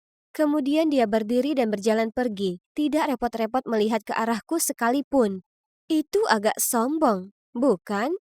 Namun anehnya, aku berdiri di sana dengan bingung. Tapi tunggu, siapakah aku hingga bengong semudah itu? Mari kita lihat apakah dia memenuhi standarku terlebih dahulu. Beth membantuku mencari tahu lebih banyak tentang dia. Ternyata dia adalah Connor, murid pindahan baru yang mencoba masuk tim bola basket. Jadi, aku langsung menemui Ken, sang kapten, dan berbisik di telinganya. Memintanya untuk memberikan alasan agar Connor menjalani pemeriksaan fisik di kantor dokter pribadiku. Tentunya. Hasilnya akhirnya masuk. Pirang alami, tidak botak, centang. 6 kaki 5 inci pasti tanpa sol penambah tinggi badan, centang. Gigi putih tidak berlubang, centang. Wow, dia memenuhi semua kriteria. Lalu aku bergegas ke kantor kepala sekolah, meminta laporan sekolah Connor, dan itu sangat mengesankan. Ia selalu menduduki peringkat 2 besar di sekolah. Aktif mengikuti kegiatan ekstrakurikuler, bahkan pernah meraih juara di kompetisi basket nasional. Ya Tuhan, dia sempurna. Tapi tunggu, ada satu syarat lagi. Sedikit lebih tinggi. Lebih tinggi. Lebih tinggi. Iya, itu dia. Tapi gadis-gadis ini terlalu terobsesi dengan otot perutnya. Itu milikku, oke? Benar. Tidak ada keraguan bahwa Connor adalah pasangan sempurnaku. Setelah itu dengan malu-malu aku menyerahkan kepadanya sebotol air mineral berlabel emas dan bertanya apakah dia mau berlatih bermain piano denganku. Jantungku berdebar kencang, tapi dia hanya bergumam. Maaf, tapi aku sudah ada kencan. Lalu melewatiku menuju... Lily? Apa? Gadis kutu buku yang tidak memiliki keterampilan sosial? Tidak mungkin aku bisa kalah darinya. Aku segera menyuruh kepala sekolah untuk mengalihkan semua kelasku ke kelas Connor agar aku bisa dengan mudah mendekatinya. Penasihatku yang luar biasa Beth juga membantu aku merancang strategi langkah demi langkah yang sangat mendetail. Connor akan segera melupakan Lily yang membosankan dan jatuh cinta padaku. Langkah pertama, daya tarik aroma. Beth memberitahuku bahwa Connor menyukai parfum tanpa merek ini. Jadi aku menyemprotkannya banyak-banyak dan dengan percaya diri masuk ke kelas. Tapi kenapa orang-orang terus bersin? Bahkan Connor juga mengerutkan kening dan menutup hidungnya. Hei Lola, kamu tidak mandi pagi ini kan? Menyemprotkan sebotol parfum murahan tidak akan membantu. Lalu seluruh kelas tertawa. Sungguh memalukan. Oke, rencana B. Beth menyarankan pengakuan besar. Ide bagus. Jadi ketika sekolah berakhir, aku dan para pemandu sorak membentuk formasi tepat di tengah pintu masuk untuk mengajak Connor berkencan. Tapi sebelum dia sempat bereaksi, seorang gadis tiba-tiba kehilangan keseimbangan dan menyeret semua orang jatuh ke atasku. Aduh! Kali ini pasti akan membuatnya menangis. Tapi saat aku bersorak untuknya, Connor entah bagaimana gagal melepaskan tembakannya dan bola itu terbang lurus ke arahku, menyebabkan aku terjatuh terlebih dahulu ke ketiak pria bau ini. Bleh. Kenapa semuanya terus berjalan salah? Tiba-tiba aku bertemu Josh. Dia meraih tanganku dan mulai memohon padaku untuk baikan. Dia mengatakan dia telah mencoba segala macam cara untuk tumbuh lebih tinggi dan sekarang berhasil mencapai 6 kaki 4 inci. Jadi aku harus berhenti mengejar Connor dan menjadi tuan putrinya. Astaga, aku benar-benar tidak berniat pada orang yang putus asa ini. Lepaskan aku. Aku kemudian bertemu Beth saat pergi. Dia memberitahuku bahwa dia baru saja menemukan cara lain untuk menjadikan Connor milikku. Sepertinya dia sangat menyukai Lily. Kita harus memisahkan mereka. Jadi aku memanggil Lily ke sudut dan mengatakan kepadanya selama dia menjauh dari Connor, aku akan membelikannya apapun yang dia inginkan. Kamu tahu tidak semuanya bisa dibeli. Connor tidak tertarik padamu. Jadi sebaiknya kamu menyerah. Kamu hanya mengganggunya. Apa? Aku tidak menyangka Lily yang pendiam dan kutu buku akan mengatakan hal itu kepada seseorang yang berkilau sepertiku. Kata-kata Lily menggangguku sepanjang hari. Apakah aku salah jika terus mengejar Connor? Tiba-tiba, seseorang berlari melewati jendela dan menyediakan seember cat ke Lily. Aku duduk di sana dengan bingung melihat apa yang baru saja terjadi ketika Connor segera melepas jaketnya dan menutupi Lily. Kamu yang ada di balik semua ini kan? Kamu benar-benar telah melewati batas. Menjauhlah dari kami. Tunggu, dia mengira aku yang melakukan itu? Memang benar aku tidak menyukai Lily, tapi aku hanya ingin dia menjauh darinya. Aku tidak pernah ingin dia ditutupi cat ungu yang mengerikan. Namun hal terburuk belum terjadi. Keesokan harinya, Connor tiba di sekolah dengan rambut hitam pekat. Rambut yang indah? Kenapa kamu merusaknya? Tapi Connor hanya mengoceh padaku dan mencoba menarik Lily menjauh. Kau tahu ada lebih banyak hal pada Connor selain warna rambutnya. Apa kamu menyukainya karena pribadinya atau hanya karena dia memenuhi semua standar absurd milikmu? Jika kamu benar-benar menyukainya, kenapa tidak mengubah standarmu untuknya? Aku terdiam. Lily, benar. Menurutku semua standar itu cukup untuk menjadi pacar yang luar biasa. Lalu aku menyadari betapa Josh mampu melakukan apa yang diperlukan, namun aku tidak menginginkannya. Aku hanya menginginkan Connor. Ayo pergi, Lily. Seseorang yang naif dan manja tidak akan pernah mengerti apa itu cinta sejati. Serahkan dia pada rencananya. Tunggu, kenapa kamu terus bersikeras bahwa akulah yang menyakiti Lily? Berhentilah berpura-pura. Aku tahu cat itu adalah salah satu dari banyak trik kotormu. Beth sudah mengirimku video di mana kamu gagal menyuap Lily. Hah? Beth? Kenapa dia melakukan itu? Aku masih bingung ketika tiba-tiba kepala sekolah memanggil Beth ke kantornya. Aku bergegas ke sana untuk mengetahui pelaku yang memercikan cat ke Lily tertangkap, dan dia mengungkapkan bahwa dalangnya adalah Beth. Awalnya dia mencoba untuk menyangkalnya, tetapi ketika coba menunjukkan kami pesan teks mereka tentang kesepakatan, dia harus mengatakan yang sebenarnya. Kamu mencuri segalanya dariku. Sebelum kamu datang ke sini, akulah idaman semua orang. Tapi sekarang semua orang hanya melihatku sebagai replikamu. Kenapa kamu begitu terobsesi dengan warna emas yang mengerikan dan standar bodohmu? Aku tidak percaya Josh benar-benar menyukaimu. Padahal aku yang berada di sisinya saat kamu mencampakkannya. Hah? Jadi Beth menyukai Josh selama ini? Dia bahkan menerima untuk berkencan dengannya secara rahasia. Tapi ternyata Josh hanya memperlakukannya sebagai sampingan sementara dia mencoba memenangkan hatiku kembali. Jika aku tidak bisa memiliki Josh, kamu tidak akan pernah bisa memiliki Connor. Sulit dipercaya. Jadi selama ini aku membiarkan rubah menjaga angsa. Aku tidak tahan lagi dengan tempat ini, jadi aku membolos dan langsung pulang.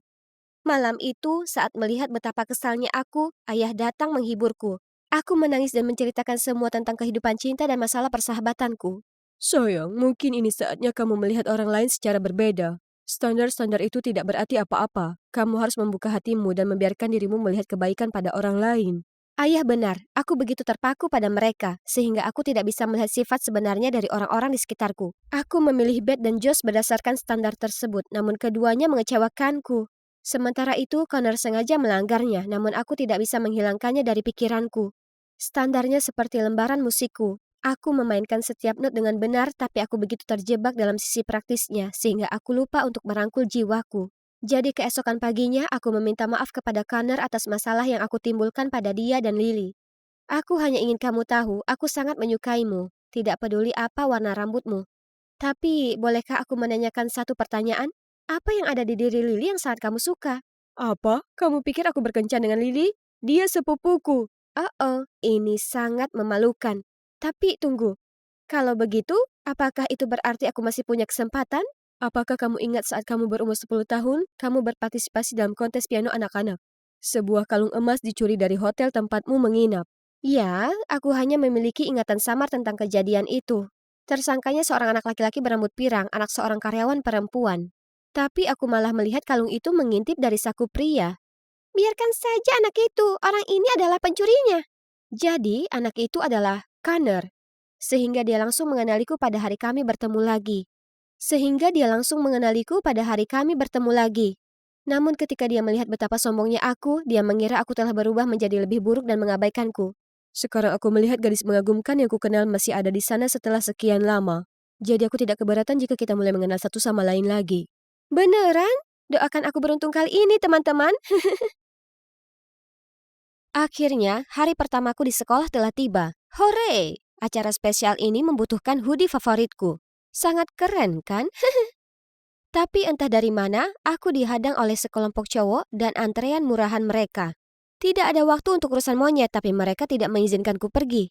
Hei, apa kamu tahu siapa aku? Aku. Semuanya tiba-tiba menjadi buram. Oh tidak, kacamataku! Aku tersandung saat mencoba meraihnya kembali, tapi terdorong ke lantai. Semuanya, enyahlah, berikan aku itu. Aku mendongak dan sama-samar melihat pahlawanku menawarkan bantuan kepadaku. Dia memberiku kacamataku dan aku mengucapkan terima kasih. Tapi dia hanya menatapku dengan dingin dan pergi tanpa mengucapkan sepatah kata pun. Aneh. Oh, ngomong-ngomong, aku Hazel Palmer. 17 tahun. Tapi aku di sini bukan sebagai murid. Tapi aku seorang guru. Ya, kalian tidak salah dengar. Bukan untuk menyombongkan diri, tapi aku cukup jenius. Aku bahkan ditawari posisi dalam proyek penelitian kampusku, yang sudah aku tolak untuk mengejar impianku menjadi guru SMA. Jadi inilah aku, pada hari pertama aku menjalaninya. Pertama, aku diperkenalkan dengan guru-guru lain, tapi aku tidak menyangka mereka hanya menatapku dengan tatapan menghakimi. Untunglah setelah pertemuan tersebut seorang guru muda bernama Rebecca dengan ramah menyambutku dan bahkan memberitahuku tentang beberapa anak nakal di sekolah. Sekarang saatnya bertemu dengan murid-muridku. Segera setelah aku menyelesaikan perkenalanku, seluruh kelas langsung berubah menjadi sarang lebah. Bu, bagaimana kalau kita melanjutkan pelajaran ini di bioskop malam ini? Mulet, tindik hidung, orang ini pastilah Lukas terkenal yang telah diperingatkan Rebecca kepadaku. Tolong, memangnya kamu akan berkencan dengan seseorang yang mengenakan hoodie konyol seperti itu? Iya, siapa yang membiarkan Wibu mengajar di sini? Astaga, aku tidak mengharapkan reaksi ini. Aku mencoba mengembalikan keheningan, tetapi tidak berhasil. Aku kehabisan kesabaran. Diam, atau kalian semua akan mendapat nilai F. Syukurlah itu berhasil. Itu akan menunjukkan kepada mereka siapa yang bertanggung jawab. Tapi inilah masalah lain. Mustahil. Pasti ada seseorang yang benar-benar datang ke sini untuk belajar, kan? Oke, siapa siswa terbaik di kelas kita? Ethan! Bukankah dia membantuku di lorong? Tapi sepertinya dia tidak mengenaliku. Oh, oke. Lihat. Ethan, kan? Bisakah kamu menyelesaikan persamaan ini? Aku kira mengejanya agak sulit untuk orang yang suka angka sepertimu. Dan seluruh kelas tertawa. Astaga, ini sungguh luar biasa. Bagaimana dengan siswa terbaik kedua? Cassie Santiago? Nama itu terdengar seperti nama teman lamaku. Aku berbelok ke sudut di mana sebuah lengan dengan enggan terangkat. Ya ampun, itu dia. Senang sekali melihat wajah yang familiar di sini, tapi kenapa dia menghindariku? Sore itu, saat berjalan menuju mobilku, aku melihat Cassie dan teman-temannya menggoda seorang gadis. Begitu melihatku, mereka langsung kabur, tapi aku berhasil menangkap Cassie. Cassie, sejak kapan kamu menjadi gadis yang kejam? Bukan urusanmu, laporkan aku ke kepala sekolah jika Anda mau. Lalu dia melangkah pergi, meninggalkanku yang berdiri di sana dengan kebingungan. Sejak kapan Cassie yang manis berakhir di sisi gelap? Ternyata, belum lama ini, ayah Cassie meninggal dunia karena kecelakaan, meninggalkannya tinggal bersama ibu tirinya. Ini pasti membuatnya sangat sedih, sehingga dia memasang topeng dingin dan sembrono ini sebagai mekanisme pertahanan. Itu sangat menyedihkan. Jadi untuk membuat Cassie merasa dilibatkan dan juga untuk meningkatkan kinerja seluruh kelas, aku membuat rencana induk. Lebih banyak PR. Belum selesai, poin minus. Dan setiap pelajaran akan datang dengan hadiah. Ujian saat istirahat, dan aku meminta Cassie dan Ethan untuk membantu siswa lainnya. Namun saat aku memanggil Cassie ke dewan, anehnya dia tidak bisa melakukan persamaan sederhana. Awalnya kupikir itu cuma sikapnya yang memberontak, tapi saat ujian hari itu, aku melihat dia meniru jawaban Ethan. Apakah itu berarti semua nilai A-nya berasal dari kecurangan? Tidak hanya itu, hal yang lebih mengejutkan lagi yang ku ketahui adalah Ethan adalah saudara tirinya. Setelah kelas selesai, aku datang untuk berbicara dengannya, tapi dia tidak memperhatikanku. Cassie, aku tahu rahasia di balik nilai A-mu. Nilai tinggi tidak berarti apa-apa jika bukan hasil kerja kerasmu sendiri. Keluarlah dari urusanku.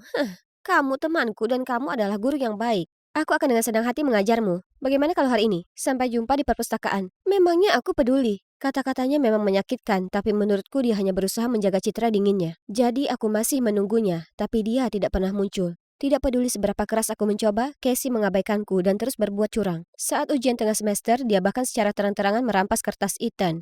Memang benar dia adalah temanku, tapi aku tidak bisa membiarkannya lebih lama lagi. Jadi aku mencoret ujiannya. Itu harus dilakukan. Pada hari yang sama, ketika aku berada di perpustakaan mencari materi, aku mendengar suara-suara yang aku kenal berbicara. Bu Palmer terlalu berlebihan. Dia bahkan menolak ujian Casey hari ini. Bisakah kamu percaya ini? Kenapa dia tidak bisa pengertian sepertimu? Berikan dia waktu, Sadie. Dia hanya melakukan apa yang menurutnya terbaik. Jadi, itukah yang sebenarnya dipikirkan murid-muridku tentang aku? Setelah semua yang kulakukan untuk mencoba membantu mereka, namun yang kudapatkan hanya ucapan buruk. Dan Rebecca baik sekali membelaku seperti itu. Tak heran mereka menyukainya. Beberapa hari kemudian, hal yang tidak terduga terjadi. Casey, Lucas, dan beberapa orang lainnya datang dan meminta pelajaran tambahan. Akhirnya mereka mulai mempunyai minat lain dalam belajar.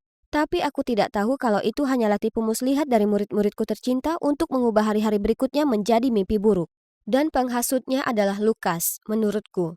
Suatu hari aku hampir pingsan ketika menemukan sarang semut besar di dalam tasku. Suatu hari celanaku menempel di kursi dengan permen karet. Untungnya, Ethan selalu muncul tepat waktu untuk membantuku. Dia benar-benar misterius, tidak seperti sebelumnya. Dia tidak hanya mencoba membelaku di kelas, tapi dia juga membantuku membawa buku. Tapi aku tidak berharap dia terlalu peduli. Suatu kali, aku melihatnya di tempat cuci mobil tempatku bekerja paruh waktu. Aku segera bersembunyi di balik mobil, tapi Ethan terus berjalan menuju kotak cucianku. Aku di sini untuk menemuimu, jadi tidak perlu bersembunyi, biarkan aku membantumu. Setelah itu, Ethan mengantarku pulang. Kami banyak mengobrol dan aku merasa cukup nyaman untuk bercerita tentang kondisi kesehatan ibuku dan bagaimana aku kerja paruh waktu untuk menutupi biaya rumah sakitnya. Sisi dirinya yang ini jauh berbeda dari biasanya, dan itu mengharukan. Tiba-tiba kami melihat seorang wanita tua yang tampak tersesat sehingga kami menawarkan untuk membawanya pulang. Dan coba tebak, dia adalah nenek dari Lucas yang terkenal kejam. Aku benar-benar kaget dengan betapa besarnya seorang pemberontak seperti Lucas yang sangat peduli pada neneknya. Aku tahu dia sangat mencintainya. Sayang sekali, dia satu-satunya keluarga yang dia punya sekarang. Lucas, aku tahu belajar bukanlah hal yang kamu suka. Tapi tidakkah kamu berpikir nenekmu akan bahagia jika kamu melakukannya? Sejak itu, Lucas berhenti berbuat nakal padaku. Begitu pula siswa lainnya. Sekarang mereka bahkan bisa mengerjakan matematika sederhana. Sebuah langkah kecil. Melihat usahaku akhirnya membuahkan hasil, aku mengadakan pertemuan orang tua untuk melaporkan kemajuan siswa. Di tengah presentasiku, fotoku sedang bercosplay sebagai Sailor Moon muncul di layar. Ya Tuhan, kenapa itu ada di sini? Beraninya kamu membiarkan hal kekanak-kanakan ini mengajari anak-anakku. Kemudian dia bergegas pergi, diikuti oleh semua orang. Aku pikir aku akhirnya memiliki murid-muridku di pihakku. Ternyata aku tidak pernah melakukannya. Lalu tibalah hal terakhir, hasil tes kesehatan ibuku. Aku tidak bisa menahan tangis, mengeluarkan semua emosiku yang terpendam. Lalu tiba-tiba sebuah tangan diletakkan di bahuku. Apa yang salah? Kesehatan ibuku memburuk dan dia memerlukan operasi segera. Aku turut berduka mendengarnya. Semuanya akan baik-baik saja. Kuatkan dirimu, Bu Palmer. Aku menghargai dia yang menghiburku, dan saat aku merasa sedikit lebih baik, kami memutuskan untuk pergi. Tapi, pintunya dikunci dari luar. Itu pasti lelucon dari murid-muridku lagi. Kami mencoba membanting pintu dan berteriak meminta tolong, namun akhirnya menyerah dan menunggu seseorang datang. Suasana tenang ini memang bisa membuat orang terbuka, dan aku jadi tahu tentang Ethan. Sepertinya kita berdua punya masalah dengan keluarga tercinta. Apa masalahmu? Aku punya saudara perempuan, kamu tahu siapa, yang sangat aku sayangi. Tapi sekeras apapun aku berusaha, dia selalu membangun tembok di antara kami. Oh, bukankah ini pertama kalinya Ethan membicarakan kehidupan pribadinya? Dia selalu bersikap dingin dan menjaga jarak, tapi aku tahu jauh di lubuk hatinya dia juga mengalami kesulitan. Aku begitu asyik dengan ceritanya, hingga aku lupa sedang dikurung dan perlahan-lahan tertidur, hingga suara mendengung mengagetkanku. Dan ada banyak kamera ponsel yang mengarah ke kami. Teman-teman, periksa ponselmu. Lihat apa yang dilakukan Bu Palmer dan Ethan selama ini. Astaga, banyak fotoku dan Ethan telah diunggah di situs sekolah. Dan dari beberapa sudut, seperti kami sedang berciuman. Oh tidak, aku mencoba menjelaskan, tapi mereka malah menatapku dengan jijik. Dan kenapa Ethan hanya berdiri di sini tanpa berkata apa-apa? Hal ini segera sampai ke kepala sekolah. Dia memberitahuku akan ada sidang kasus untuk hubungan yang tidak pantas dengan seorang siswa. Bagaimana ini bisa terjadi? Saat aku berjalan ke kantor kepala sekolah, tiba-tiba aku mendengar suara-suara yang kukenal berteriak. Kenapa kamu melakukan itu? Aku sudah bilang temukan kelemahannya dan lihat kamu tidak mendapatkan apa-apa. Aku telah melakukan semua yang aku bisa, apalagi yang kamu mau? Semuanya? Lalu kenapa dia masih di sini? Selama dia masih ada, dia mengacaukan hal-hal curang kita. Dan ibu akan membuat kepalaku dipenggal karena tidak berguna di sekolah. Atau itu yang kamu mau, kakak? Apa? Jadi, Cassie telah merencanakan semuanya selama ini? Dan Ethan adalah bonekanya berteman denganku hanya untuk menyenangkan adiknya. Aku tahu dia membenciku, tapi apakah Ethan juga harus begitu kejam? Cassie kemudian melihatku, jadi aku kabur. Aku masih mencoba memprosesnya ketika aku masuk dan melihat dewan sekolah memelototiku. Kamu menghina profesi guru, sehingga kami tidak punya pilihan. Aku sudah siap menghadapi kemungkinan terburuk saat Ethan menyerbu masuk. Tunggu, akulah yang sengaja menjepit kunci ruang kelas untuk membalasnya karena terlalu galak. Tapi aku tidak sengaja terjebak juga. Tidak ada apa-apa di antara kami. Jadi aku dibebaskan dari semua tuduhan dan Ethan mendapatkan skorsing selama seminggu. Kenapa dia melakukan itu? Setelah percobaan yang sangat lama, aku berkendara berkeliling kota untuk mengeluarkan tenaga. Lalu melihat Cassie berkelahi dengan penjaga keamanan. Aku mengetahui bahwa Cassie mencuri gelang dan menolak menelpon orang tuanya. Penjaga mengatakan dia harus menelpon polisi, jadi aku maju sebagai gurunya untuk menyelamatkannya. Cassie bertanya kenapa aku membantunya. Tapi aku tidak mau repot-repot menjelaskannya dan pergi begitu saja. Sejak hari itu, Cassie tidak mengikuti kelas tambahan. Dan setelah skorsingnya, Ethan kembali dengan sikap seenaknya.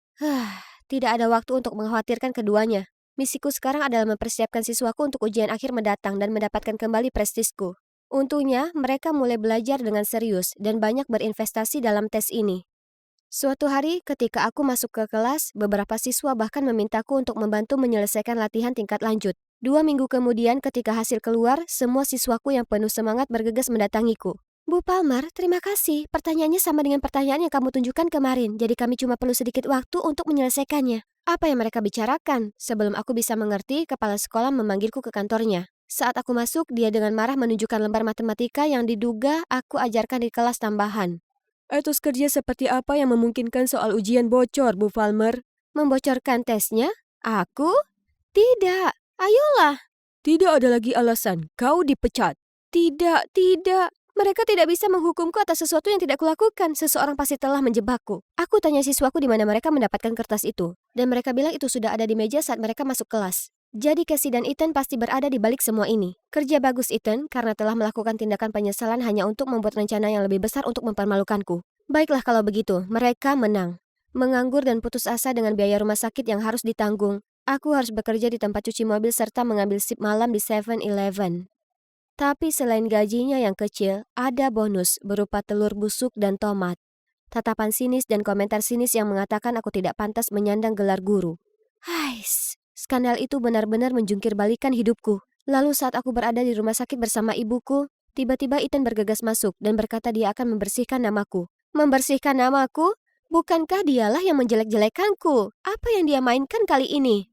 Karena tidak ada ruginya, aku dengan enggan pergi bersamanya. Dia kemudian membawaku ke ruang kendali sekolah. Kepala sekolah juga ada di sana. Lalu aku melihat Sadie berdiri di atas panggung. Ethan bilang dialah yang diam-diam meletakkan lembar matematika di atas meja. Apa? Tapi, Rebecca? Aku membagikan tesnya seperti yang kamu katakan, tapi aku takut. Bagaimana jika ada yang mengetahuinya? Jangan khawatir, Bu Palmer telah dipecat. Tidak ada yang akan mengetahuinya. Aku hanya mengambil kembali posisiku sebagai guru tercinta yang dapat melindungi kalian semua. Tidak, aku harus menceritakan semuanya kepada kepala sekolah. Siapa yang akan mempercayaimu? Aku. Marah, aku bergegas ke panggung dan menghadapinya.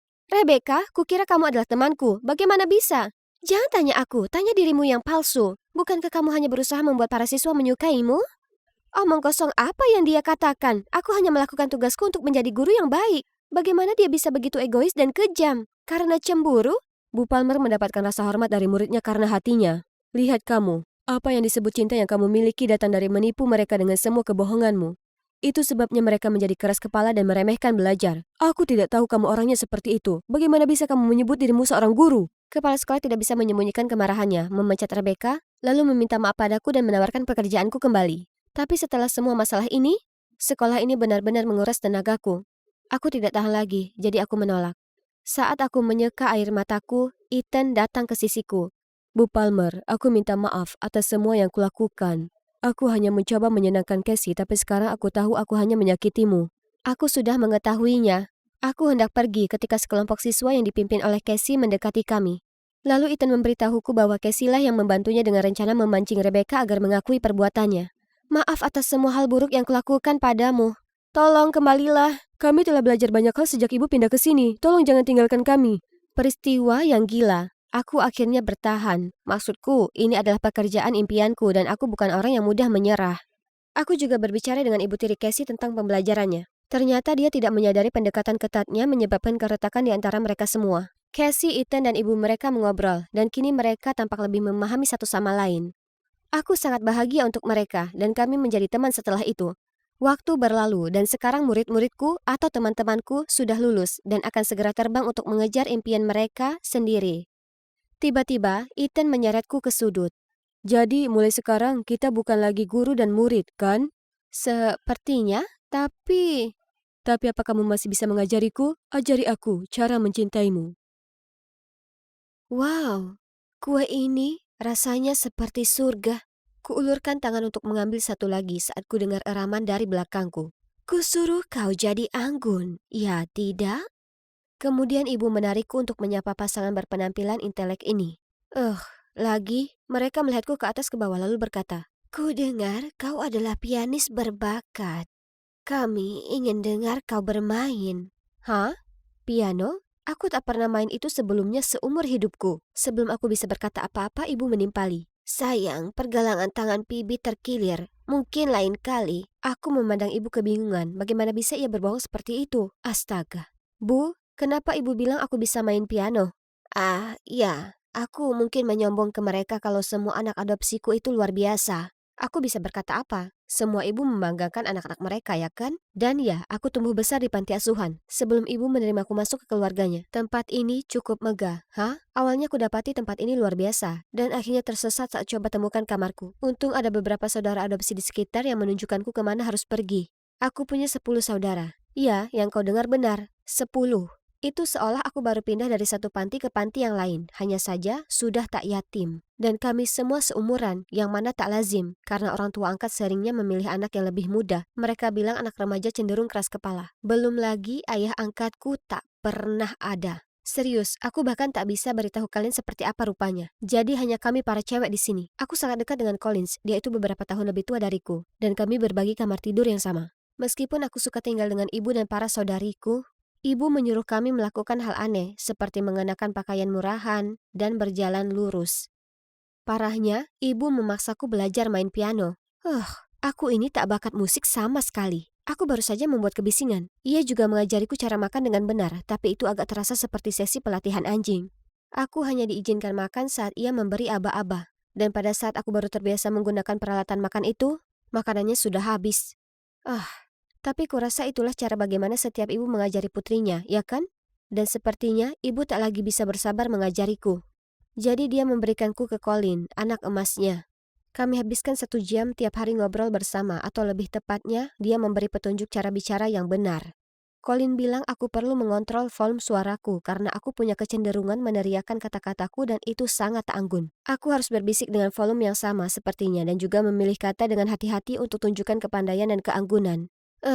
Mungkin ini akan lebih mudah kalau aku tak usah berkata apapun mulai sekarang. Selain Colin, aku tak punya kesempatan mengenal saudariku yang lain, karena ibu membuat kami masing-masing mengejar kecakapan yang berbeda. Lalu kami harus tampil untuknya pada penilaian bulanan kami. Ibu secara garis besar sangat lembut dan penyayang, tapi terlalu tegas ketika menyangkut pelatihan.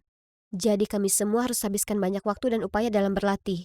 Suatu hari aku sedang memahami lembar musikku saat ku dengar Lexi mengeluh. Kenapa ibu selalu memaksaku untuk lakukan misi mustahil ini? Sangat membosankan. Apa?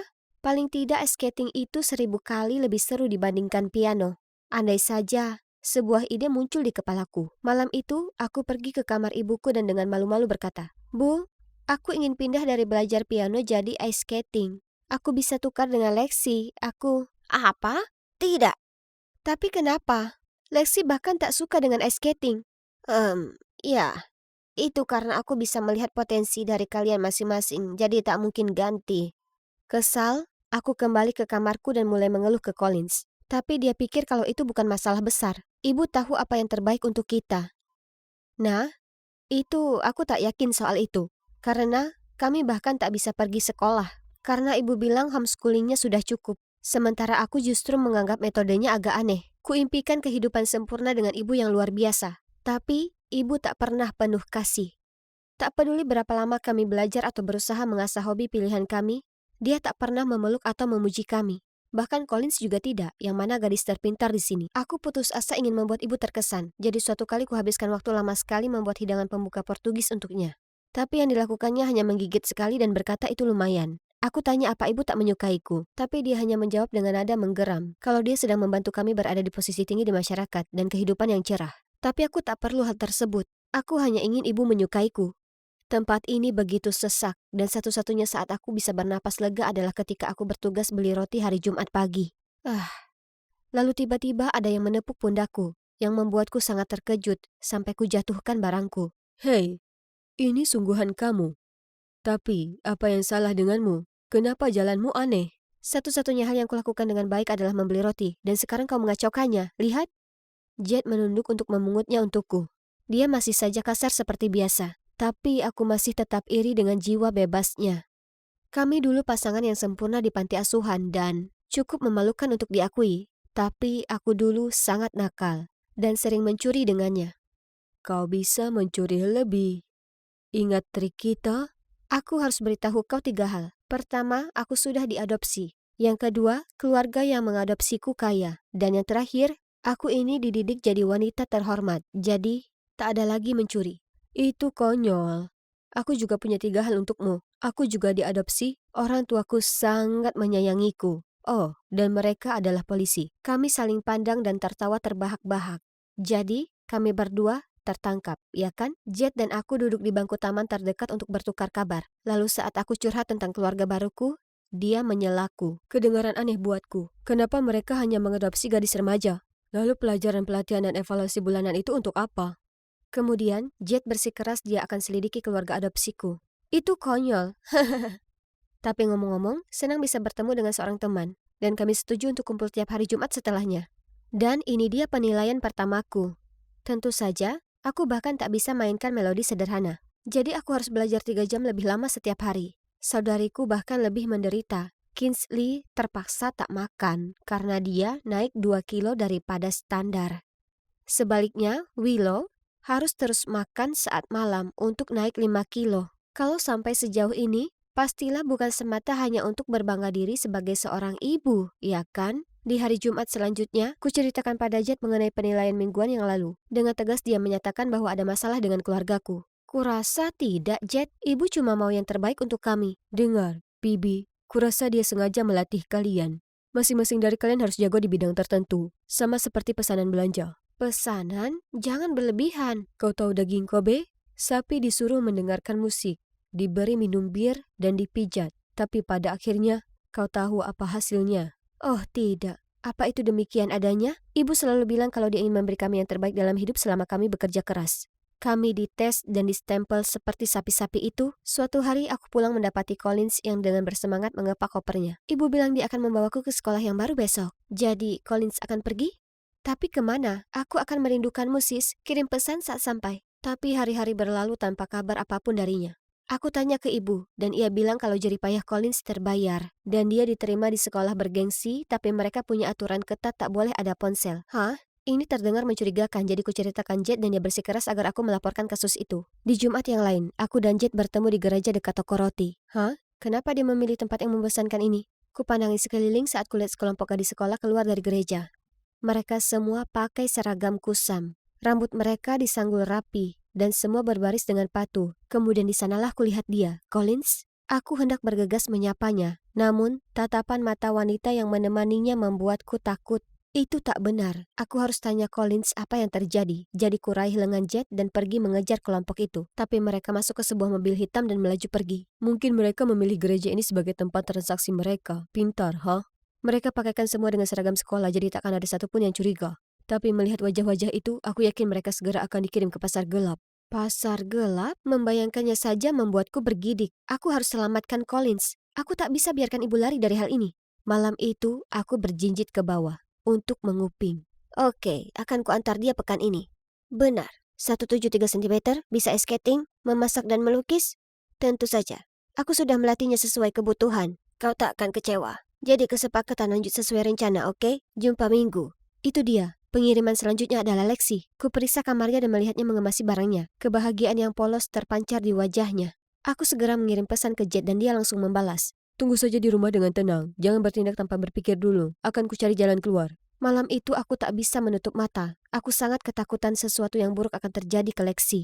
Jadi esoknya pagi-pagi sekali, segera saat kulihat ibu dan Lexi masuk mobil untuk pergi, aku menyelinap. Berbaring di sana tanpa suara dan mengirim lokasi ke Jet. Mobil butuh waktu lama sebelum berhenti. Apa kami akhirnya sampai di lokasi transaksi?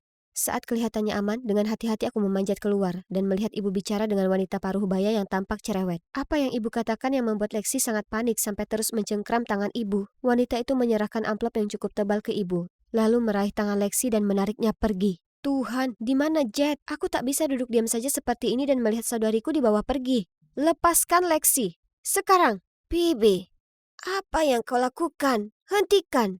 Ibu akan menjual kami, ya kan? Aku sudah tahu kebenarannya. Apa yang kau bicarakan, Bibi? Geram ibu menarikku pergi. Hentikan. Tiba-tiba dua polisi masuk, menyuruh semua orang mengangkat tangan. Di balik mereka ada Jet yang masih terengah-engah. Ternyata mereka orang tua angkat Jet. Tolong aku, ibu berusaha menjualku dan saudaraku. Melihat itu, wanita yang satunya dengan cepat menjelaskan. Tidak, pasti ada kesalahpahaman di sini. Aku hanya membantu Putri Giana daftar ke sekolahku.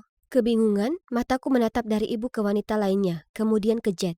Di kantor kepala sekolah, ku ceritakan pada semua orang kenapa ku pikir ibu adalah pelaku perdagangan manusia. Mereka semua terkesiap kaget. Aku membuatmu berlatih sekeras itu hanya karena aku ingin kau masuk ke sini. Sekolah khusus putri paling bergengsi. Supaya kau dapat hidup yang lebih baik. Aku tak mau masuk ke sekolah ini lagi, Bu. Dia memberitahuku semua aturannya yang keras. Tempat ini menakutkan. Anda tak bisa memaksakan anak untuk melakukan itu. Anda mengadopsi mereka. Jadi Anda harus membuat mereka merasa aman dan dicintai. Bu Giana, ini adalah sekolah bergengsi dan tak butuh skandal Anda. Anda membuat saya percaya bahwa putri Anda berbakat secara alami yang kini terungkap adalah semuanya bohong. Saya tak akan terima anak Anda lagi mulai sekarang.